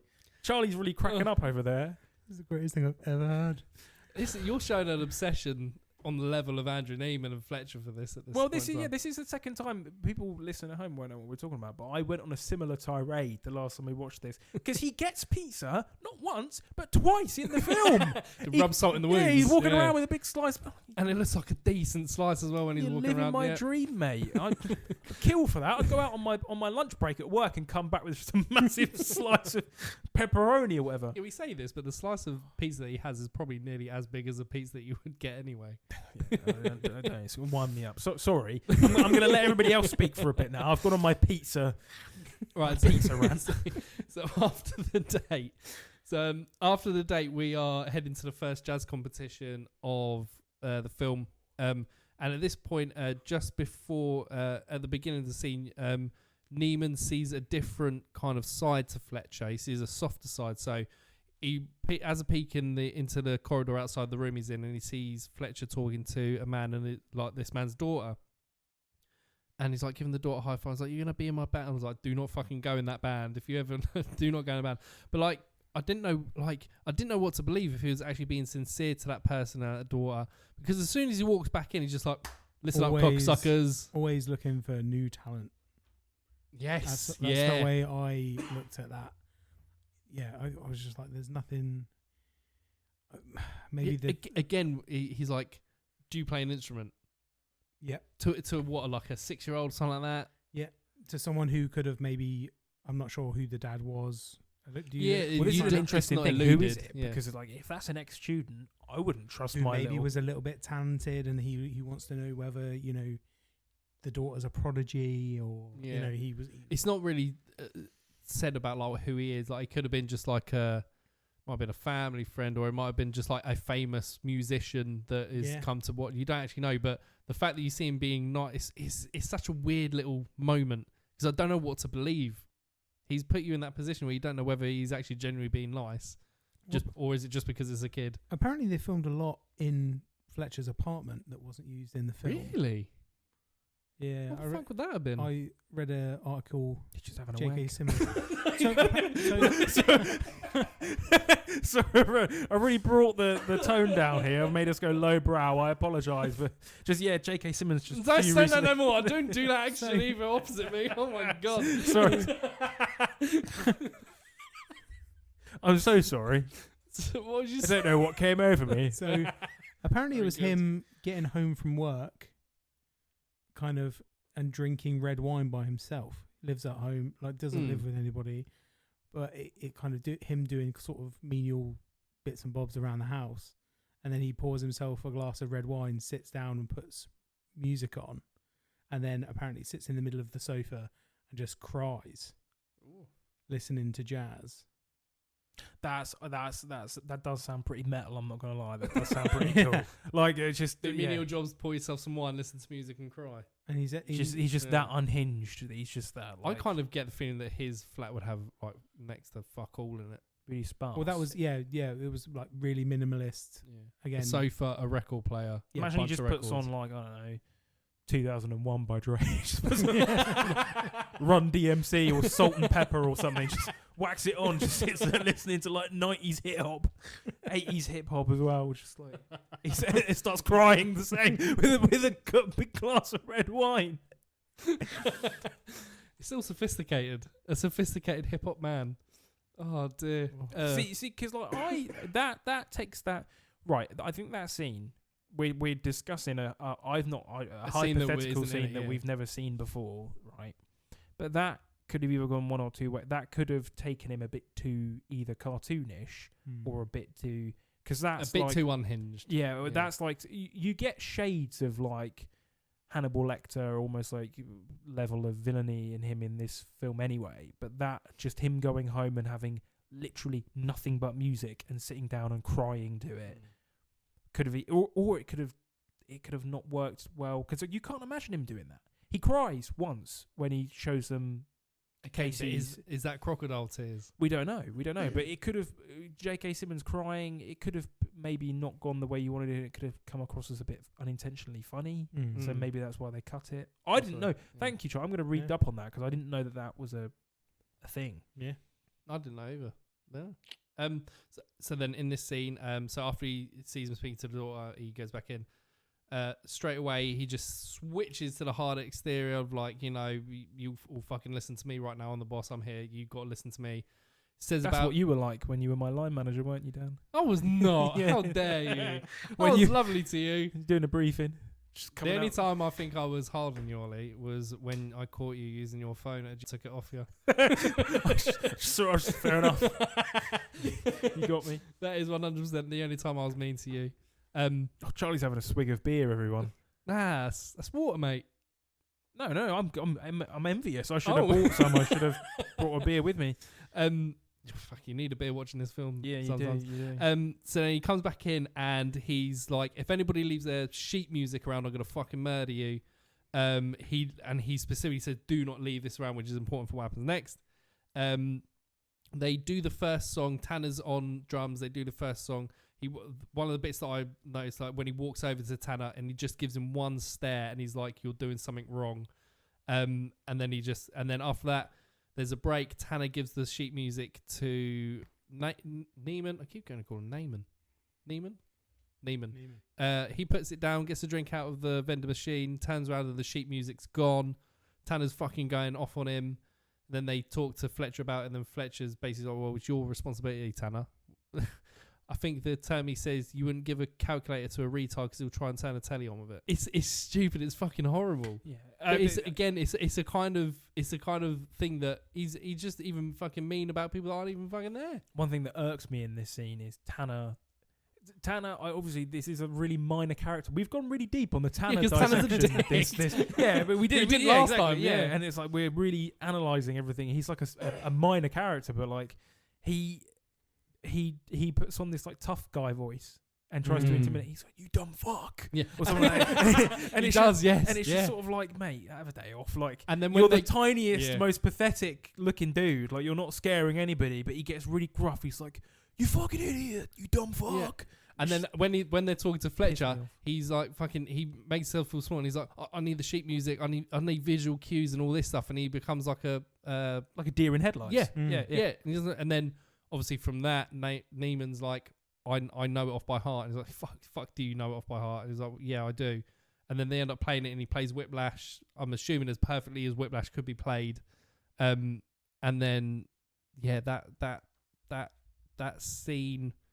again, like just the panic that even though I hate Tanner, I felt a little bit panicked for him because you know what Fletcher's going to be like within that.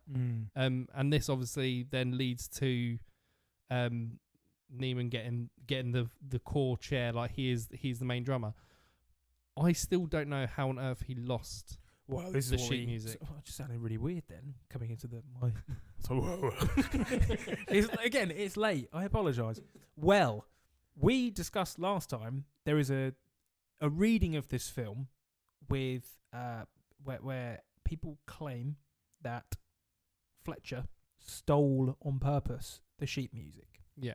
To sabotage or just to get a reaction, just to see what would happen, because he's curious. Yeah. Or whatever his motivations are, he goes out of his way. When Neiman takes his eyes off it for a second, he's obviously got the ability to move like Batman. Oh, because it's literally behind him. Yeah, it's Fletcher that steals it on purpose. One thing that I find odd, and it's just like shows how bizarre and idiosyncratic his character is and how he thinks, is he completely overreacts in certain situations, and then in situations where you exactly like you said, you were a bit tense for Tanner, you expect him to like go nuclear. He doesn't.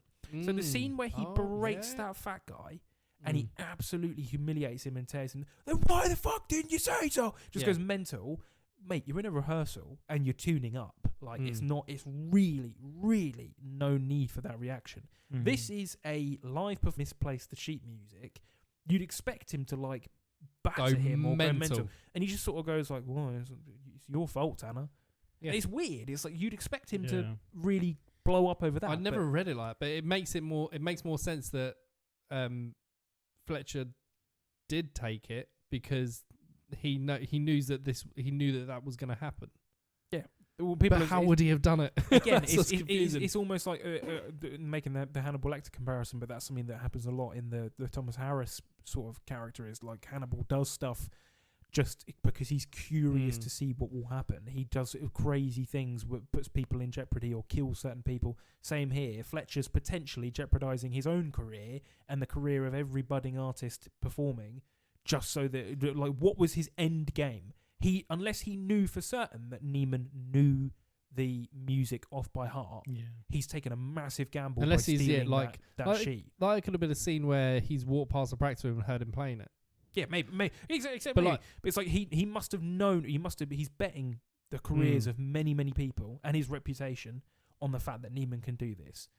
It could. I went on a bit of a tangent in my head on why. So I thought, could Neiman have done it?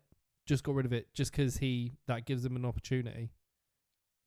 Because we know if it was Fletcher, we'd never see him take it. There's no way he could take it. Is there just a point where we don't see Neiman just like throw it? Also, just to get rid of it, or did Tanner get rid of it just because then he feels like he's a little bit, he's like threatened by the rise of Neiman? It could be anything. I don't think Neiman would have done it just because we're not made to believe at any point that he's an unreliable narrator, and we're never not privy to his perspective throughout the film. And he does seem genuinely panicked when he can't find it. When he turns around, he's like, it was right there. So I don't think it would be him. But again, you never really know. It's a thing that's left open-ended. Like, you don't know. Charlie, who do you think took it, or why do you think it's gone?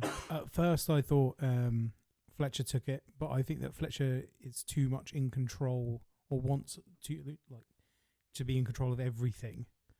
Probably I'm in a Tanner hate club, I think. We really have gone to town on Tanner today. The only reason why I don't maybe see that train of thought is just because why would Tanner shoot himself in the foot like that? Like lose his own, deliberately misplace his own. Yeah. I don't know. Again, it proves this is a 10-year-old, well, now 11-year-old film, and we're going deep diving. Nearly 10:30 on a Wednesday, on a work night, going. Well, let's move on from that scene then. So the next bit, Neiman is practice, and like they're in the practice room. And Tanner goes he walks past someone. He walks past, I think, the piano player. And the piano player's like, "Don't fucking touch my sheet music," as a joke. He's like, "Fuck you, you're not taking my piano." And then Tanner just sat there, pissed, and he's like, "Don't touch this fucking drum kit. Do not touch it." And then it's there that Fletcher walks in. He's just like, "It's only chord drummers today, Tanner." like basically said, "You're not a core drummer. Can you fucking get off the kit?" It's just forever how much Tanner is a knobhead. Even that is such a fucking low blow to someone. Again, another example of him just being difficult on purpose to humiliate somebody. Yeah. If you were, if you had any sort of compunction to be a normal person, you'd just be like, "Oh, Tanner, can I have a word?" Or at the very least, you go, "Tanner, after what happened the other day, mate, I think we're gonna give Neiman." But he walks in as if Tanner should know that he's not core drums anymore. He's like, "Tanner, we don't have time for all this today." It's like, you twat, like you're the one that's supposed to have told him that. And then after that, this is the dinner table scene with Neiman's family, which I feel like tells actually quite a lot about people's perspective on art as a profession, art as a career choice, or art as like a hobby or anything like that. Well, other than the scene with Fletcher in the club, this is basically the nucleus of the film laid bare in it. This is the point of the movie. They're debating the entire film. So he's having dinner with his dad, his auntie, his uncle, and then one of his cousins. And they're just asking him about his how's your drumming going? And he starts talking. Then his cousin comes in. He's vying to play for the NFL, and he's like MVP and all this stuff. Then his auntie's, then that kind of squashes the conversation. Then the auntie starts going, "Look at the talent at this table. Your dad's won Teacher of the Year. You're MVP. The son's doing. I can't remember what the other cousin's Model doing. Model UN, all this stuff. Look, all this talent at this table." And then she went, and Andrew's drumming, and just like as in threw it in there because she felt like she needed to make him feel good about himself. And then it goes on the whole talk about the whole Charlie Parker, and he's like, "I'd rather be dead at like 40 on a heroin overdose and not be forgotten than be a nobody," and all this stuff. And I'd rather be broke, penniless, full of heroin at 30, and still have people talk about me in 100 years than die rich and have nobody remember who I am. Yeah.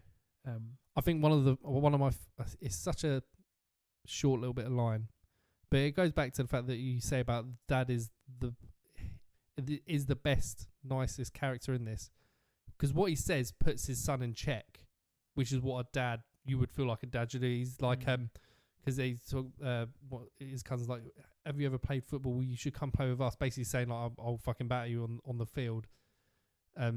Play for and he's like, "Oh, that's 2 words that you'll never hear from the NFL is to come play with us." And then his dad just goes, "And what about Lincoln Center?" And it just shuts him up. Like that little line for me from his dad is like, "Oh, I'm putting you in check now because you've gone too far." And he's starting to see his son is changing. When I was, again, and me and Harry said this last time, when I was like a 14, 15-year-old kid watching this and was really arrogant and up my own arse, I watched it and I was like, hell yeah, Neiman, he's humiliating these jock douchebags and making everybody else at the table look like an idiot. But now watching it back, Neiman is an arsehole.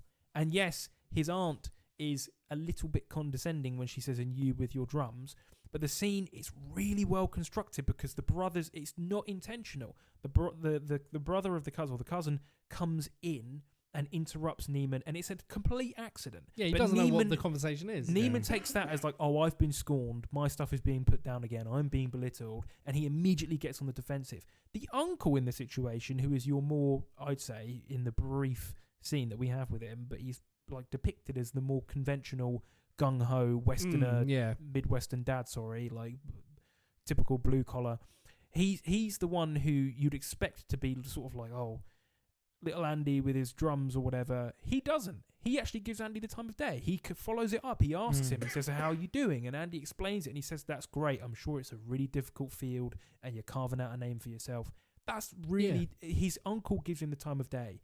Andrew then gets really defensive and again sort of like has this real sort of like 2010s Reddit edgelord sort of like trying to one-up them. He comes across like that kind of attitude that like the likes of Elon Musk has. It's like, well, I'm cleverer than you, and you're, and like you say, that real smug sort of like 4 words you will never hear from the NFL. It's like, dude, shut up. You're being a dick. This is your family. They took an interest in you. Like, I don't know. When I watched this when I was younger, I used to really, really root for Neiman in this scene. And especially someone that wasn't massively into sports as a teenager.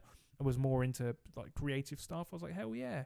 But watching it back, I'm just like, no, you're a dick. And you're like, his dad does put him in check. You're completely right. Yeah, it's us viewing it though is like you say you watched this 10 years ago, so you would have been 15. Yeah, 14, 15. You obviously you as adults do, they mature. So you, like we've said it before, like when we talked about American Pie, you watch a scene completely differently now than to when you watched it the first time. Especially if you're at a certain age watching something. Like you said, at 15, you will root for that because it's like, yeah, fuck the sports people because I wasn't a sports person, all that stuff. Our perceptions would, like my perception of some points of this film have changed since last year. Yeah, but it's a great films that are able to change your perception over time, and ones that obviously withstand the test of time, right? And like and the sports achievement is actually really cool.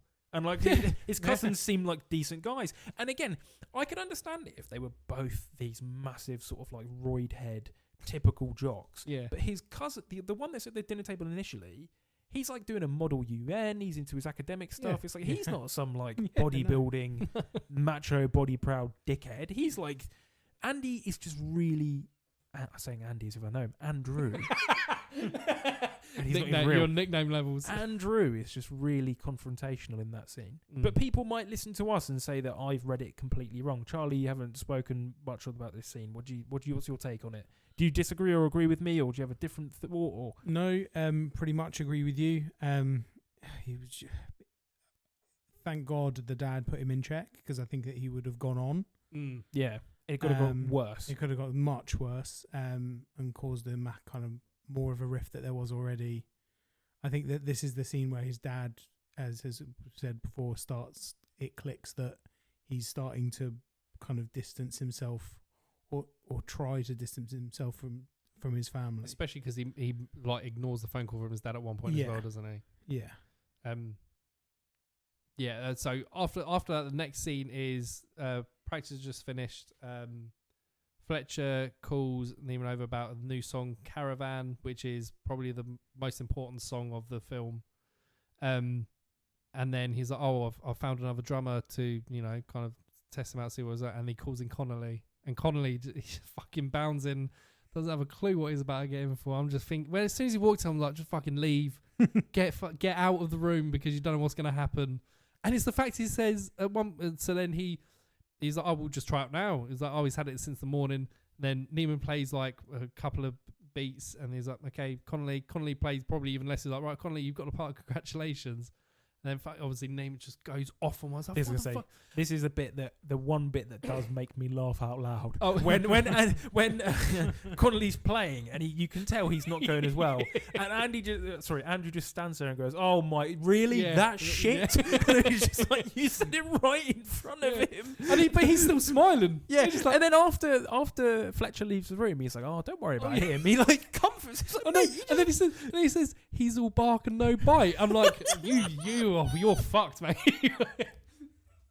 He really doesn't have a clue. The most happy-go-lucky guy. Just Andrew just like stands there. It's just go. I do feel a little bit for Connolly because I do massively. He gets picked. Neiman gets picked over him the first kind of trial. Then he's got this and he's all happy and all stuff like that. And then when it comes to the second, the whole car crash and all stuff like that, and Neiman's just been fucking turn my pages, bitch, and all this stuff. I'm just like, Connolly's done nothing wrong. It's absolutely nothing wrong. That just one bit where he just doesn't even try and be subtle about it. He just goes, "Oh my god, are you like that shit?" And he's like stood right next to him. Oh, it killed me. Have we skipped the bit, or am I misremembering it? We skipped the bit where he breaks up with Nicole. No, that's not yet. Okay, sorry. That is you. It definitely have. I might have jumped the gun. Yes, the gun has been jumped. So sorry. You're very well with that. No, that's right. Yeah, no, you haven't. You're close. We're close. But and then after that, so he gets a phone call. Fletcher gets a phone call, walks off. They have that conversation about he's all barking, oh, don't worry, Nate. We're like being really nice to him. Then he storms into his office and finds Fletcher crying. And then that's when Fletcher, if you want the fucking part, you got to earn it. And then the scene ends again. I don't know whether he's actually genuinely upset. If it's crocodile, everything with him seems so calculated. If he is upset, I think me and Harry said this last time. If he is upset, it's not for the loss of life; it's for the loss of a musician. 100%. That's Yes, the and only the music, reason. yes. 100%. Yeah. We don't really, and again, he only really speaks about this kid in musical terms about what a great loss he is and what a great talent is. It's a loss of a life in arguably the worst way a young person could die, by his own hand, and all you're worried about is, oh, he was a great musician and I wanted you to know that. That's all he cares. Yeah. So I agree, we're not really told. I suppose in that scene, again, because he's locked himself in his office, we can assume that those are genuine tears, because who would he be performing to? Yeah. What purpose would he have to make himself cry for there's nobody in the room? Maybe it is, like you say, like his tears for the loss of music. But yeah, if it is genuine, if he is really sad, then that's the only reason he's sad, because a musician's Not died. for the person. Not because a human Yeah. being has died. So the next scene is the cafe breakup scene. So at the cafe, Nicole, with Nicole, Naaman informs her that he doesn't want to see her anymore, and he just wants to concentrate on drumming. And he basically says that you're going to stop me from being a great drummer. And she's like, "Am I really?"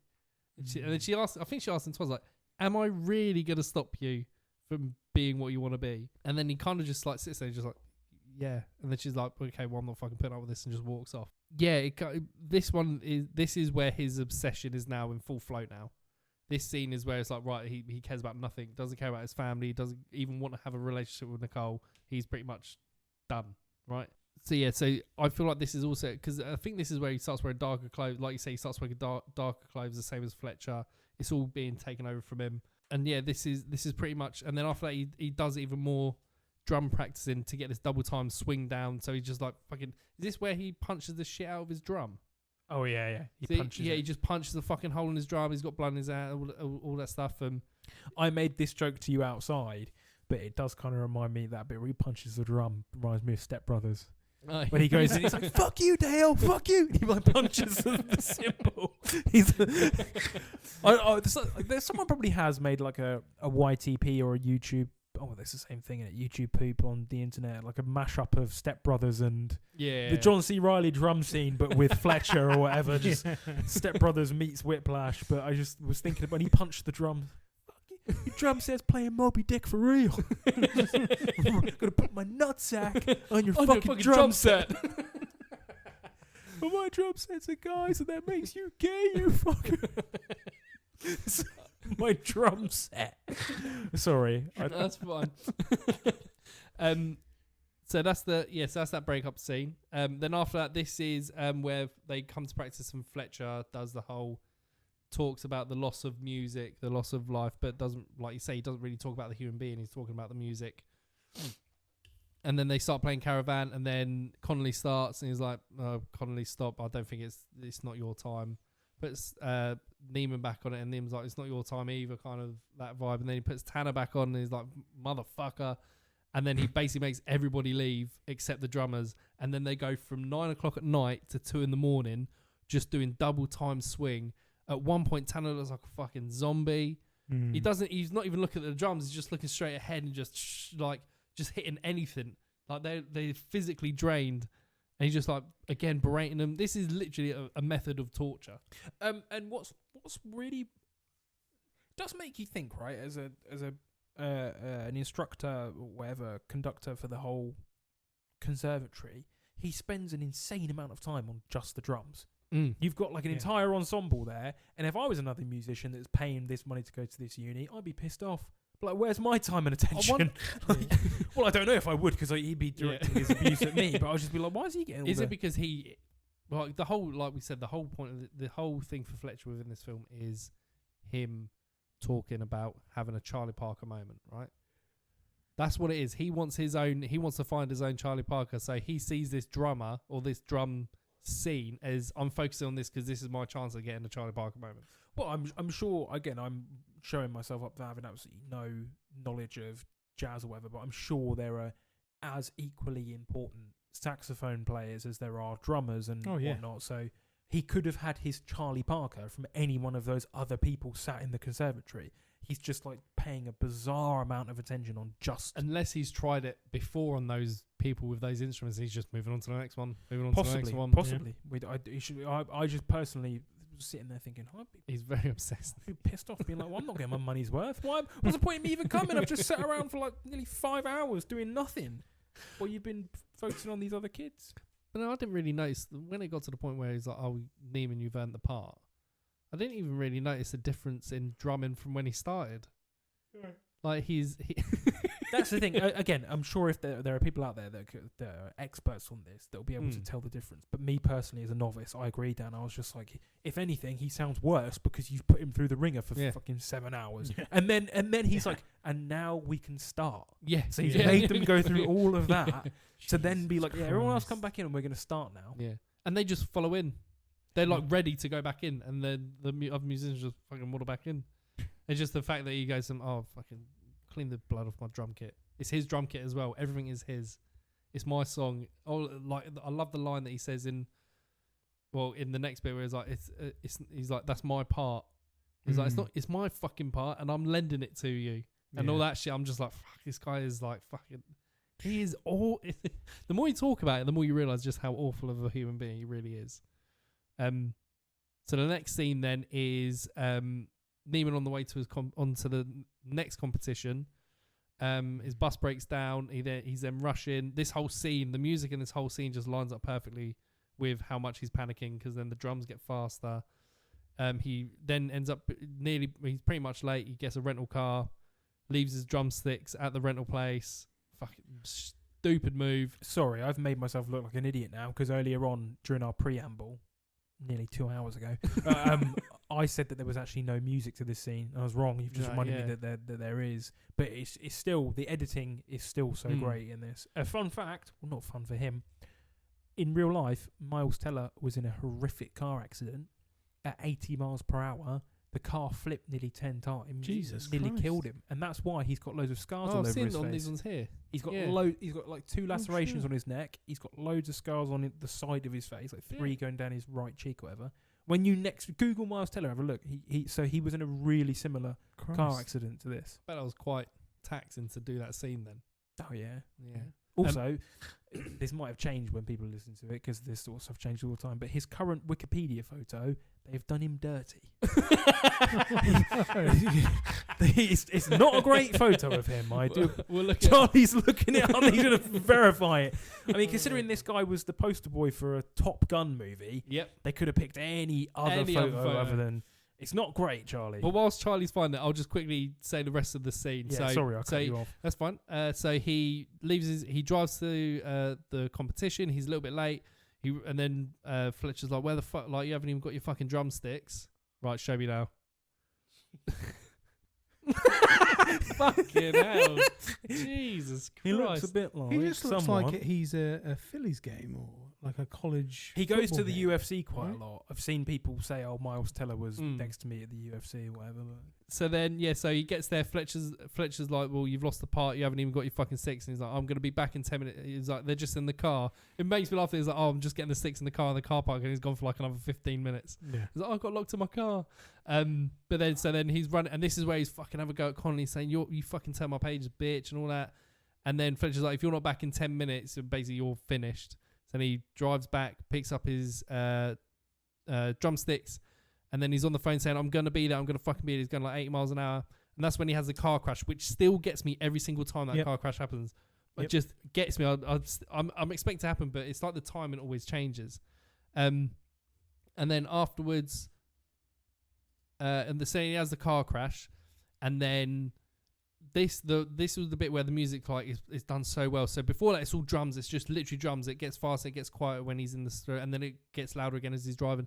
Then when he has the car crash, they introduce like these brass, like the saxophone and a little bit of trombone and all this stuff where he's like so drowsy, and it adds to like, it's not just drums. It's like he's literally fucked. He runs the rest of the way, then starts playing, and then this is where he just flips and he starts playing. They stop the show.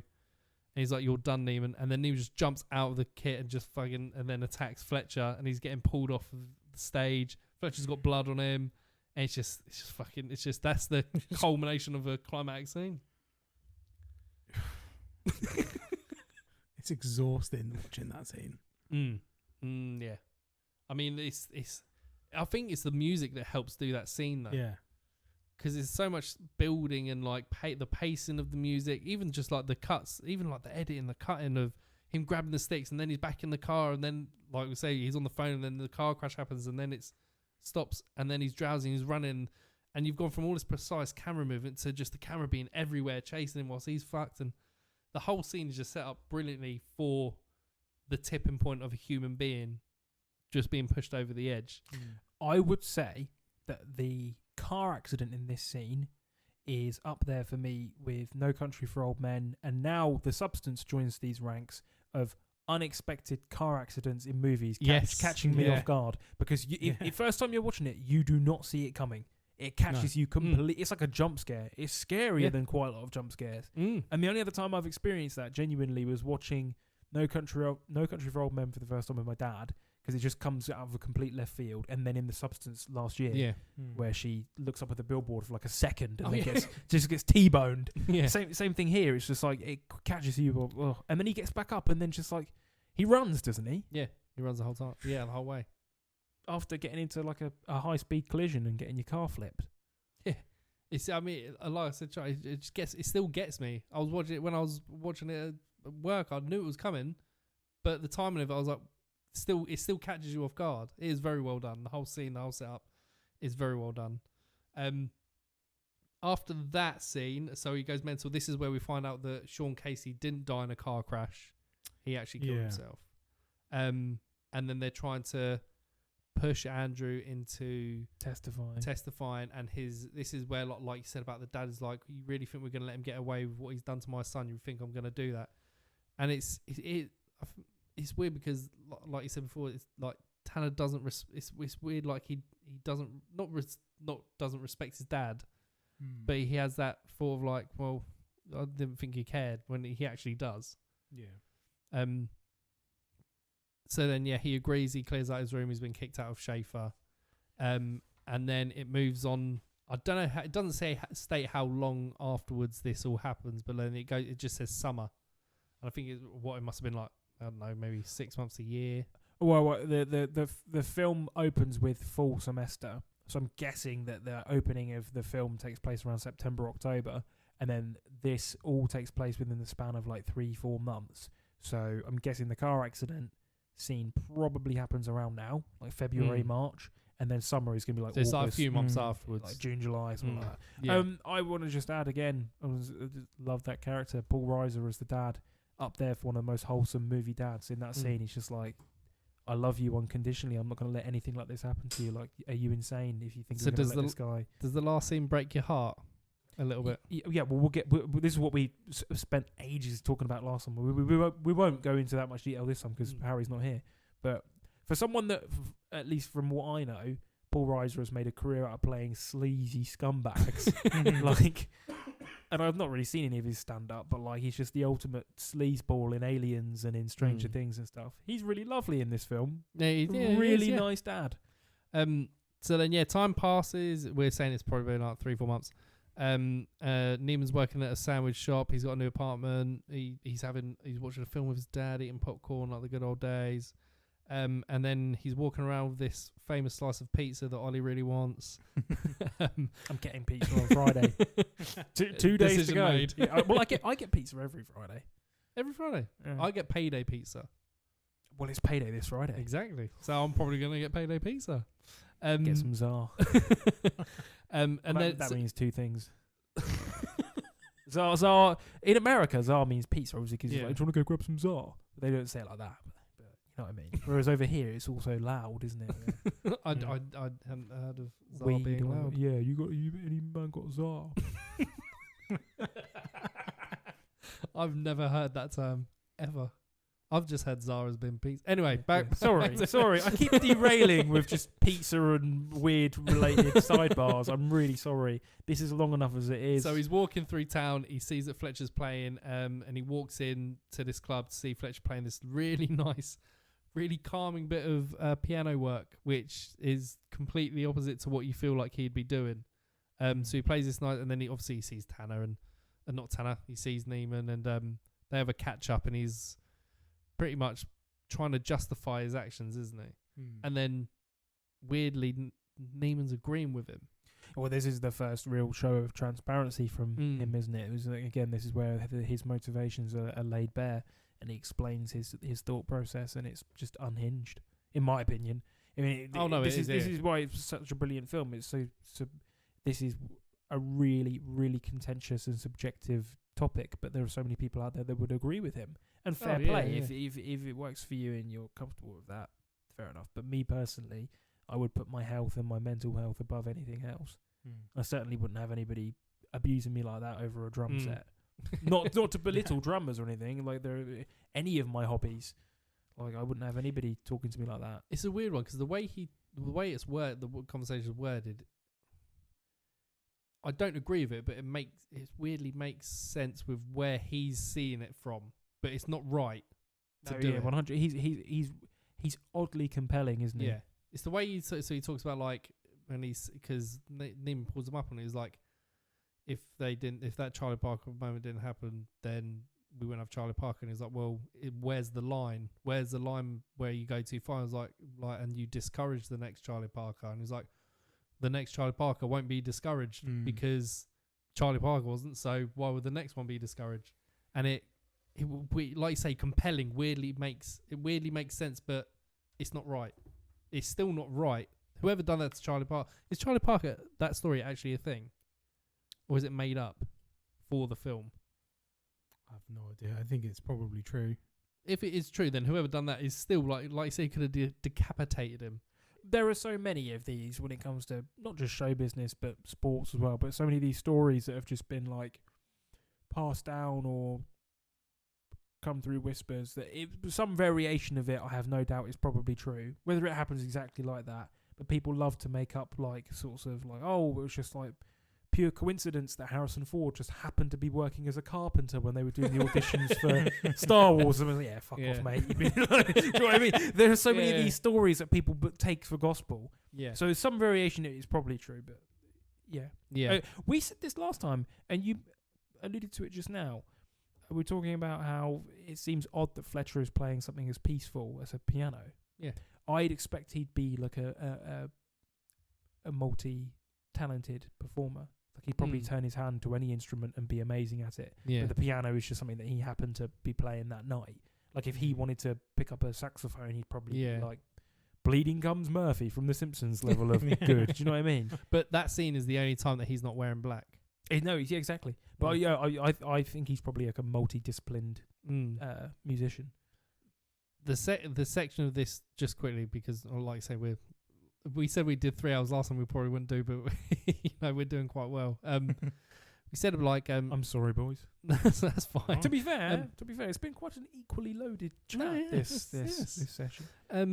The line that really gets me and kind of like makes me think about what if like this is the point where Fletcher kind of knows that it was Neiman that dobbed him in. He says, the truth is, Andrew, I never really had a Charlie Parker. So he's laying bare there that he was pretty much doing it all just for this moment, for a moment for him having a Charlie Parker. But like, I feel like when I was watching this scene, I was like, it's like he sees Neiman. I can't even fucking his name up. He sees Neiman like at the bar, and then he's like, this is my last chance. This is where in his head he's just like, right, I'm gonna invite him to this thing. I'm gonna fucking embarrass him. Like when we get to it, and if he comes back, and he's gonna be great. If not, then fuck him. Like, because he's not allowed. He's never gonna be allowed to teach ever again or tutor ever again. So does he see this moment, this meeting, as the last chance that he has to do something extreme to get a moment? See, this is where we differ on it, and this is why the film is so brilliant. I think I'm way more cynical. I think he's just doing it to humiliate him. He doesn't care anymore. He doesn't think that. I think he's not expecting Neiman to rise to the challenge and to match him and do the amazing solo performance that he does. He's inviting him to make him look like an idiot because, and he reveals, he's like, "Of course, I knew it was you. I knew all along that it's you." That bit, we'll get onto it, but that sends chills down my spine every time that bit happens. But it's why he's such a brilliantly written character and why it's such a great screenplay, because if he is playing this sort of bizarre four-dimensional chess and he was always 10 steps ahead of everybody and he anticipated that Andrew would come and try to rise to his challenge and try and beat the humiliation, then it's a win-win for him because his ideology has been proven right. His bizarre sort of conditioning and this really unrelenting abuse has yielded him a success. If he doesn't rise to the challenge and Neiman just sort of struts off stage and has a hissy fit, then he's won because he's made him look like a mug. No conservatory in the country is ever going to hire him again, and he's just got his revenge for getting him fired. So it's a win-win for him. Yeah. I personally think he's just doing it to humiliate him, but he could be doing it because he like you say, this is his last chance to get a Charlie Parker. Like you can't work him out. At some points he's like all software, he's crying over the death of someone, but why? He's a character is constantly questioned. You can't pin down what his motives are. We know what his motives are, but you can't pin down what part of his actions are for a motive. Does that make sense? Yeah. And fundamentally, I think the same thing like I did last time. It's a very, very, he's an evil person. To do this to young people, to anybody, but to young people that are just trying to express themselves and enjoy, make their way in the career. Exactly, a talent that they want to enjoy, to just be physically and emotionally abusing them, in the hopes that one of them one day might be very good. It's mad. It is mad when you put it like that. It's fucking mad. It's mad. So then after that, so he agrees to it.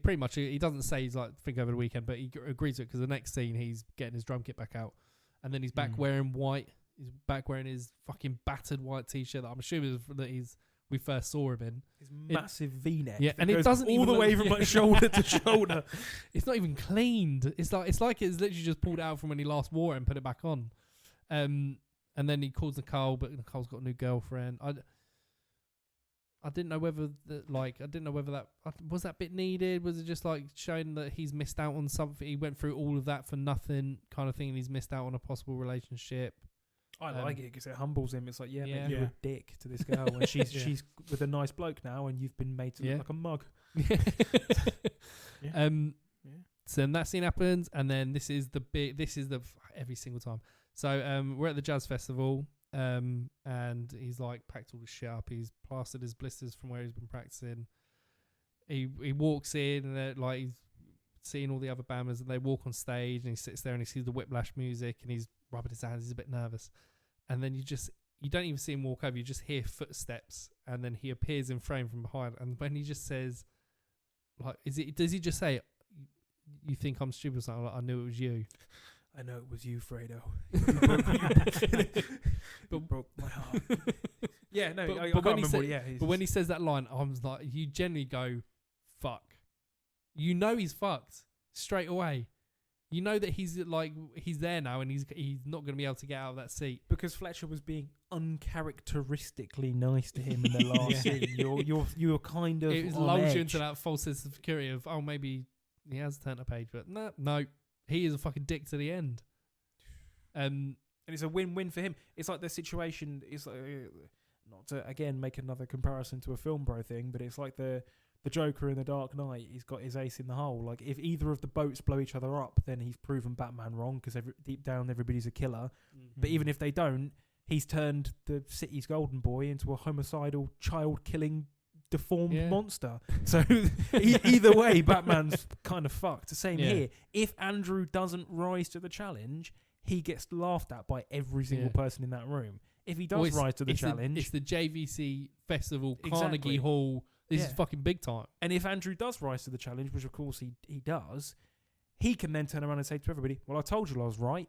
Calling all those kids like fat cunts and dickheads, I was right all along. Yeah. This kid has come along and proven me right. Yeah. It was worth it making that child kill himself." But do you know what I mean? Yeah, it's a win-win for Fletcher. Yeah, you can't lose. For Terry, for Tez. So then he announces that I can't remember what the song's called, but they're basically playing another song that isn't Whiplash, and it's so fucking hard to watch when all his band's playing and he's just hitting anything. He doesn't know what to hit. He's just like, I'm going to hit this drum and this cymbal. And then, but they play. I always thought at one point, I'm like, oh, they're going to stop the song soon because obviously he's not playing properly. But then they play the whole song. Yeah. They play the whole song and he's just doing this shit drum and then it ends and there's no, is there like maybe a single, there's like one clap in the audience. I think you hear like a single somber, and you're like, and then he walks off stage and this is the heartbreaking bit with his dad's realised what's going on, and his dad doesn't even watch, but he just rushes down to his side of the stage, and he's just like hugging him, and then he sees his son is like thinking about, I'm going back out there, and he's like, don't fucking do it, please don't do it, and then he just goes out there, and then obviously the next scene is the big this whole his drumming and the drum solo in this is incredible, and because he is a drummer, he does drumming a lot, doesn't he? Miles Teller is a drummer, he's played drums before. I could have watched that bit where he does the solo when the song Caravan finishes, and then he just starts doing the drum solo at the end, and like Fletcher's going like, what the fuck are you doing? And he just, that whole drum solo was, I could have watched like another 10 minutes of him just doing a drum solo easily. I fucking love that whole bit. Now, we had the conversation last time about, because this is probably the biggest moment of the film, of his decision to either go back on stage to basically say a big fuck you to Fletcher and have his moment and prove to everybody that I'm an incredible drummer, or he doesn't. Like, it's a difficult decision he has to make, and probably the biggest decision he makes in the whole film. But it's not a fuck you to Fletcher, though, is it? It ratifies Fletcher's entire perspective, and it proves him right. That's why I again, like I said last time, I disagree with it. I think he should have walked away with his dad, and that's what makes it such a great film, isn't it? Because it's and so many people are going to have different perspectives on it. I remember Charlie last time flat out disagreed and was like, no, I agree that he's gone out and he's risen to, and because otherwise everything would have been for nothing, really. Yeah, everything he's gone through, all the hardship would be for nothing. So I can totally see. I personally just think, no, you're giving a platform, and you're endorsing Fletcher's point of view by going back out there. You're proving him right. I'm with Charlie on it. Well, I don't know if you are still the same. I still think that I'm glad he went out there, because I don't see him doing it for Fletcher. I see him doing it for himself. Because another random bit that I noticed, when he starts drumming, when he just gets on the stage, when he comes off and he goes on stage, starts drumming at the beginning of Caravan again, and then Fletcher turns out like, what the fuck are you doing? Damon mouths to him, fuck you. He just goes, fuck you. I've never noticed that before either. And I'm just like, that to me was just like a bit of like, do you know what, go fuck yourself, I'll play you at your own game, you fucking dick. But by the end of the 8-minute sequence, they're like back on course. He's smart. They smile at each other. There's like a respect, and he's doing the final frame is making it very clear the only reason he's doing it is for his approval. Because when Fletcher sort of like smiles at him, it cuts to him, and he's like, and he's like doing that goofy. No, but he's like, I just made a really goofy smile when I sort of enunciated my grin. But like, I don't know. They both smile at each other. What was I going to say? They're like nodding approval. Sorry, Charlie. Do you want to? While I think about what I was trying to say, do you want to give your thoughts? So before, I was like quite happy that he went out. This time I didn't rewatch it for tonight, but I sort of watched the final scene. And you know, there's that thing of like selling your soul. Yeah. Right. And that, as I said, like when they look at each other, you're just like, what does this cost Neiman? This is what, you've just dropped my memory. Everything. Relationships with his dad and the girl. Where does it go from here? Because this is what I was going to... Because when you said he's going out for him, fair enough. I can buy your train of thought where he's saying, like, I'm doing this for me, it's for nobody else, fuck you, Fletcher. But again, it's like at the cost of a relationship with a young woman, a relationship with his cousins, and possibly a relationship with his dad, and his mental and physical health. Yeah. Just to be able to prove somebody wrong, I personally don't think all those things are worth it. I'd rather one dickhead think I'm a mug and still have my friends and family love me and also be alive and not have killed myself just to prove one really cranky old dude wrong. But again, I completely see how people... If this was a discipline or a hobby that I was interested in, maybe I'd have a different perspective. Because if we were talking about something else, I'm not a musician. I have the utmost respect for it. There are probably some musicians out there who 110% are like, he should go back out there and finish the... But again, another, like we say it pretty much every time we talk about what we consider a great film. We've got like 2-3 different perspectives on one character's decision at the end of a film that we still talk about. It's changed Charlie's perspective. I've kept mine, you've kept yours, but Charlie's perspective has changed from rewatching it. Maybe at one point mine might change. Like, the bit at the start of that performance where he doesn't know any of they changed the music and he's like, shit. He's like, that to me, it's like, remember when you were at school or at uni or whatever? You didn't do the homework. Exactly. You don't do the pre-reading. You go, I can just blag it. And then you get in there, you sit down and you're like, no, I can't. I've got 2 hours and I don't know what anyone is talking about. You're just like nodding along. Or you go into an interview at work or a meeting or whatever and you haven't read the email beforehand and they're all talking and they come to you and you're like, yeah, I agree. It's like, I'll be honest with you, I didn't actually finish my rewatch of The Shawshank Redemption when we did our previous episode. So I was just sort of like, towards the end, I was going off memory from when I watched it with my granddad when I was like 8. And I was like blagging it, being like, oh yeah, I totally agree, Tim Robbins and me.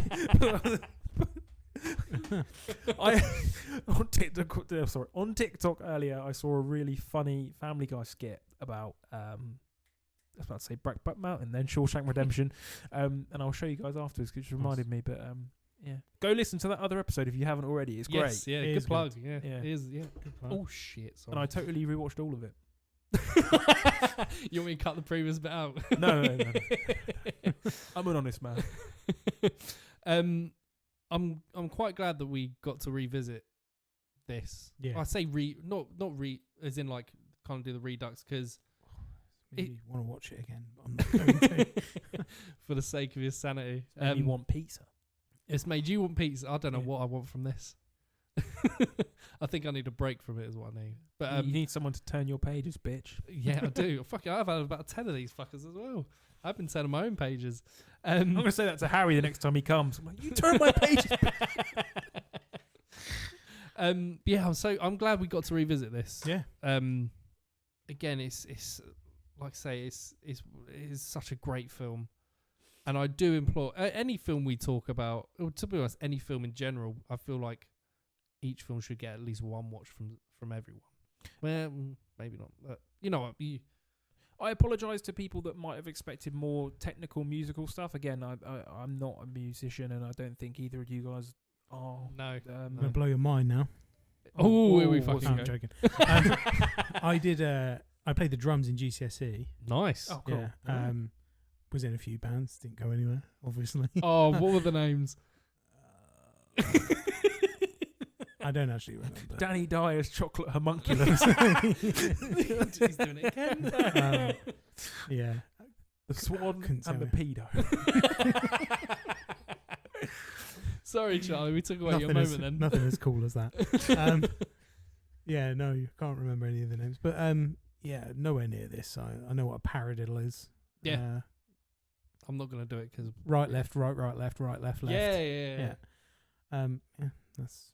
Again, all of my music knowledge. The only bit of music knowledge I have is either A, listening to music, failing music GCSE. No, not even doing music GCSE. Playing a triangle maybe. And my dad playing the drums for quite a long time. That's about it. So this will be our 5th film topic episode, right? We've done Single film. Yeah, Logan, Whiplash, Shawshank Redemption, the Parasite, and American Pie. Yep. So our format has basically become, essentially we do a preamble, we talk about our experience with the film, we do like an overview, and then we're basically doing like an in-depth scene-by-scene analysis, but using those as like jumping off points to talk about some of the more technical stuff like the score, the mise-en-scène, the direction, things like that. I hope that everybody enjoys that format, and it kind of has come naturally to us. Yeah. Like we didn't set out with this structure. I think it's just the easiest way for us to go through. But we do have obviously like we have the topic like we talk about multiple films at once where we don't go as in depth. Yeah. And then we've got a topic coming up of us talking about big anniversaries for this year, which is a lot more relaxed and stuff like that. We've got the Matrix series special coming up where we're doing something a bit different. So we are doing different things as well. But I feel like this is kind of like our bread and butter. Yeah. This is our main kind of staple podcast wise, mixed with loads of different bits that we do. The only reason why I bring it up is because obviously if there are people that have listened to the end, again, thank you so much. But if there's anything that you think we missed that you really expected to talk about, really expected us to talk about, please put it in the comments, or if it's an element, 100%. because then next time when we do this, we can just add it as a chapter to our, because we do these episode run through, so we each have like a brief about what we're going to discuss. If you particularly wanted us to talk about like the costume designs. I know we spoke about the black and white hat stuff, but I'm just using that as an example. Please tell us if there's something that you think we might want to be missing out on, or things you might want to hear more or less of, and we could maybe try and adjust or whatever. But yeah, I think we've got into quite a good groove with our pattern of doing these film. Yeah. And we bounce off each other well, as like someone will make a point and then we kind of like elaborate on that, and that's been good. I do, believe it or not, have a missing scene. Our namesake. Our namesake. It's difficult, like we said before, like it's fucking hard to try and think of, like, obviously, like we say, films are difficult to get made. It begins with the writing. A film is always obviously begins with a script. You don't get a film unless you got a script, unless you like, fucking MCU or that kind of thing. But it is difficult, and like screenwriters probably don't get as much credit as I think they should, as being like the very beginning of a film being made, because you've got to literally, majority of people come up with like, a concept and that. So they are hard to write. So we did set out to do one for every single film we do. Yeah. But it's hard. Yeah. And, there's time constraints. We're trying to do this based, around other things, and, we don't have the time to, it's no excuse. I'm not, but, these are difficult. But this is just something that I felt like I would have liked to have seen within this film. So I'll just take my paperclip off. I hope the mic picked that up. It did. Yeah. And so it's only a short little thing. So here we go. Interior jazz bar night. Fletcher sits across the table from Neiman. Fletcher: I don't know if you heard, I'm not at Schaefer anymore. Neiman: Yeah, I did hear that. Did you quit? Fletcher: Not exactly. Interior office day. Terence Fletcher enters the office. He sits across from the head of Schaefer, Paul. He removes his earplugs, places them in his jacket pocket. Hi, Terence. Hi, Paul. I don't usually get called up here unless it's for recognition for winning another accolade for Schaefer. It's not that. Look, I'll just get straight to it. We're letting you go. Some things have come to light about your teaching methods, and pressure from outside parties are shining a bad light on the school. Effective immediately, you will no longer be part of the Schaefer Conservatory. Fletcher stares at Paul. He doesn't break eye contact the whole time. He takes a deep breath in, exhaling slowly. What's been said? I'm not sure what I can say currently. Paul, I have brought prestige, acclaim, and more to the conservatory. I have developed some of the best musicians, won the top competitions, and pushed the school so far that no other school comes close. The least I deserve is a fucking explanation. Paul pauses. Fletcher still hasn't broken eye contact. I can't say much, but there have been accusations from some parents that their children have been bullied, abused, berated. The list goes on. Fletcher finally breaks eye contact. He removes the earplugs from his pocket. Under his breath, children. I'll give you until 5 to clear your office. I'm sorry it's ended this way, Terence. Paul offers his hand to shake. Fletcher places the earplugs back in. He stands up, looks at Paul's hand before leaving the room. So long, Paul. Interior, Fletcher's practice room day. Fletcher walks up to a piano. He sits, playing a beautiful rendition of a song, maybe one of his own. He finishes playing, standing up, walking towards the coat stand. We see a massive destruction behind him. The only thing not destroyed in the room is the piano and the drum kit. He stares at the drum kit whilst putting his jacket on. Interior jazz bar night. That's it. So it was just a nice little scene to kind of... It's weird because you don't really see him be that destructive. For such an angry person...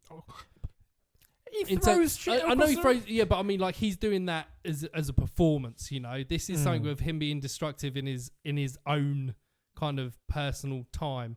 Kind of like when Charlie said that there was that kind of those scenes that were possibly filmed of him being in his own, like, apartment kind of thing. I would have liked to have seen a little bit of him just on his own without anybody around, because the only time we really see him is when he's with someone else. So it would have been interesting to see what he really is like behind the scenes. That's kind of what I got. No, I agree. I really like the idea.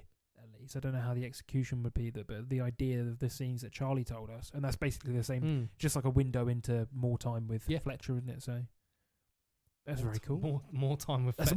That's more. You want more time with Fletcher? That's more than I did. So I take my hat off to you. Oh, I haven't written a scene. I wondered what you were talking about then. Oh, Are we ready? oh, Charlie's got this. Is this the same one from the previous recording? I think so. Oh, cool. Yeah. Yeah, same as mine was too. Yeah. 40 years later fills the screen. Oh shit! Oh, cut. Schaefer Academy. We follow behind a young drummer who is running towards a rehearsal room. He looks rushed and unkept. He reaches the door and slowly and nervously enters a well-lit practice room.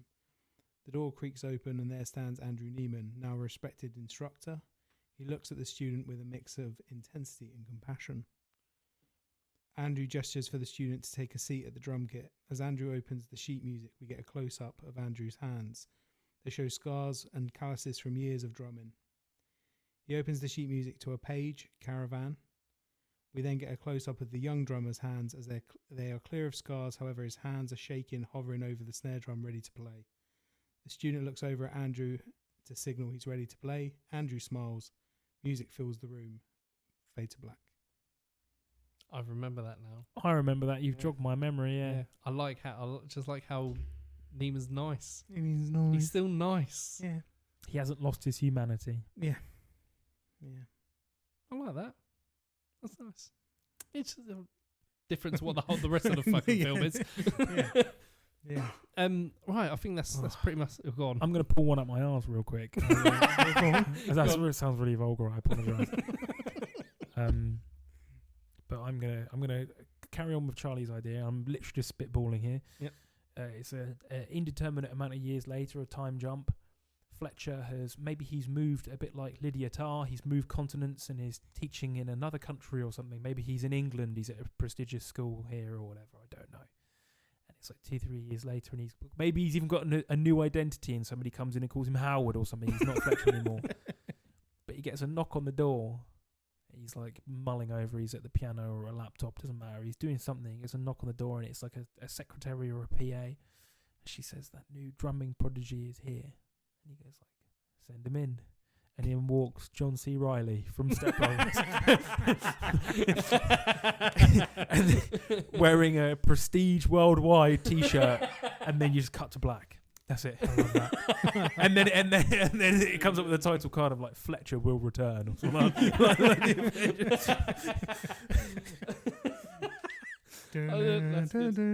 Exactly. Right. Oh.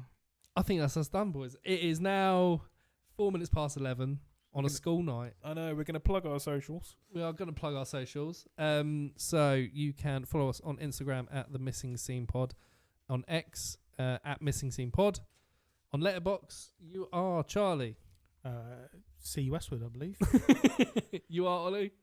OJB, all caps, no spaces. And I'm Daniel Jeeves. You can listen to us on Spotify, Apple Podcasts, and Amazon Music every Friday, 6 p.m. release. Anything else you want to add? No, not from me. Again, please give us any constructive feedback where possible, or any suggestions for episodes, or any interaction. We love it. If you listen to us, a follow of any of our accounts would mean the absolute world to us. We do this for the love of the game. The love of the game. Yeah, but thank you so much if you've made it to the end. Oh, and just a quick note, there was an update on the Prince Charles Cinema front. So for everybody that did sign it, thank you very much. Not for us, but for Prince Charles Cinema.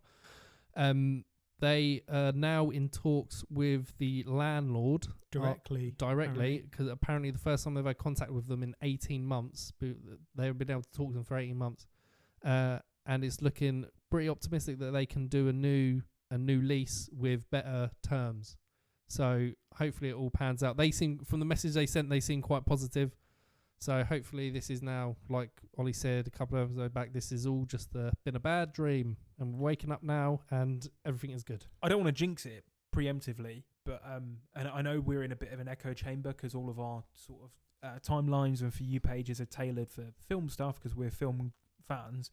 But from the outpouring that it got on Twitter and on Facebook, and the amount of people that I saw, I thought it was very unlikely that they wouldn't renegotiate. Mm. I was like, I can't think of, other than maybe like historic buildings, which a lot of them are like National Trust houses anyway. I can't think of anything in recent memory where a location in Britain has had that much love Yeah. from people on Twitter and stuff. For like you say, Which is something that's great. modern. Yeah, It is a it's- modern thing. Yeah, Yeah. it's great.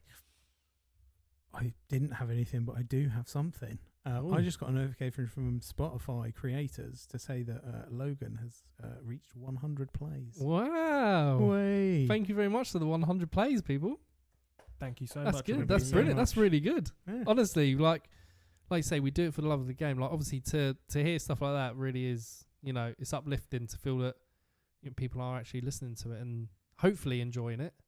I mean, like you say, it's just a bunch of friends just talking shit about films. Yeah. But if you enjoy it, thank you. And We'll see just you next thank you. You don't. You taking the piss. You don't see you next Friday. Oh, shit, I've done a Dan. You've done a Dan. But no, honestly, that's brilliant. That's really good. Yeah. Thank you very much for listening. Thank you. After what is such a fucking bleak film, what a happy ending. Thank you, Charlie. Thank you, Dan. Thank you, Ollie. Thank you. I'm going to go home and watch Schindler's List. Right in my mood now. Thank you for listening, everybody. And hear us next week.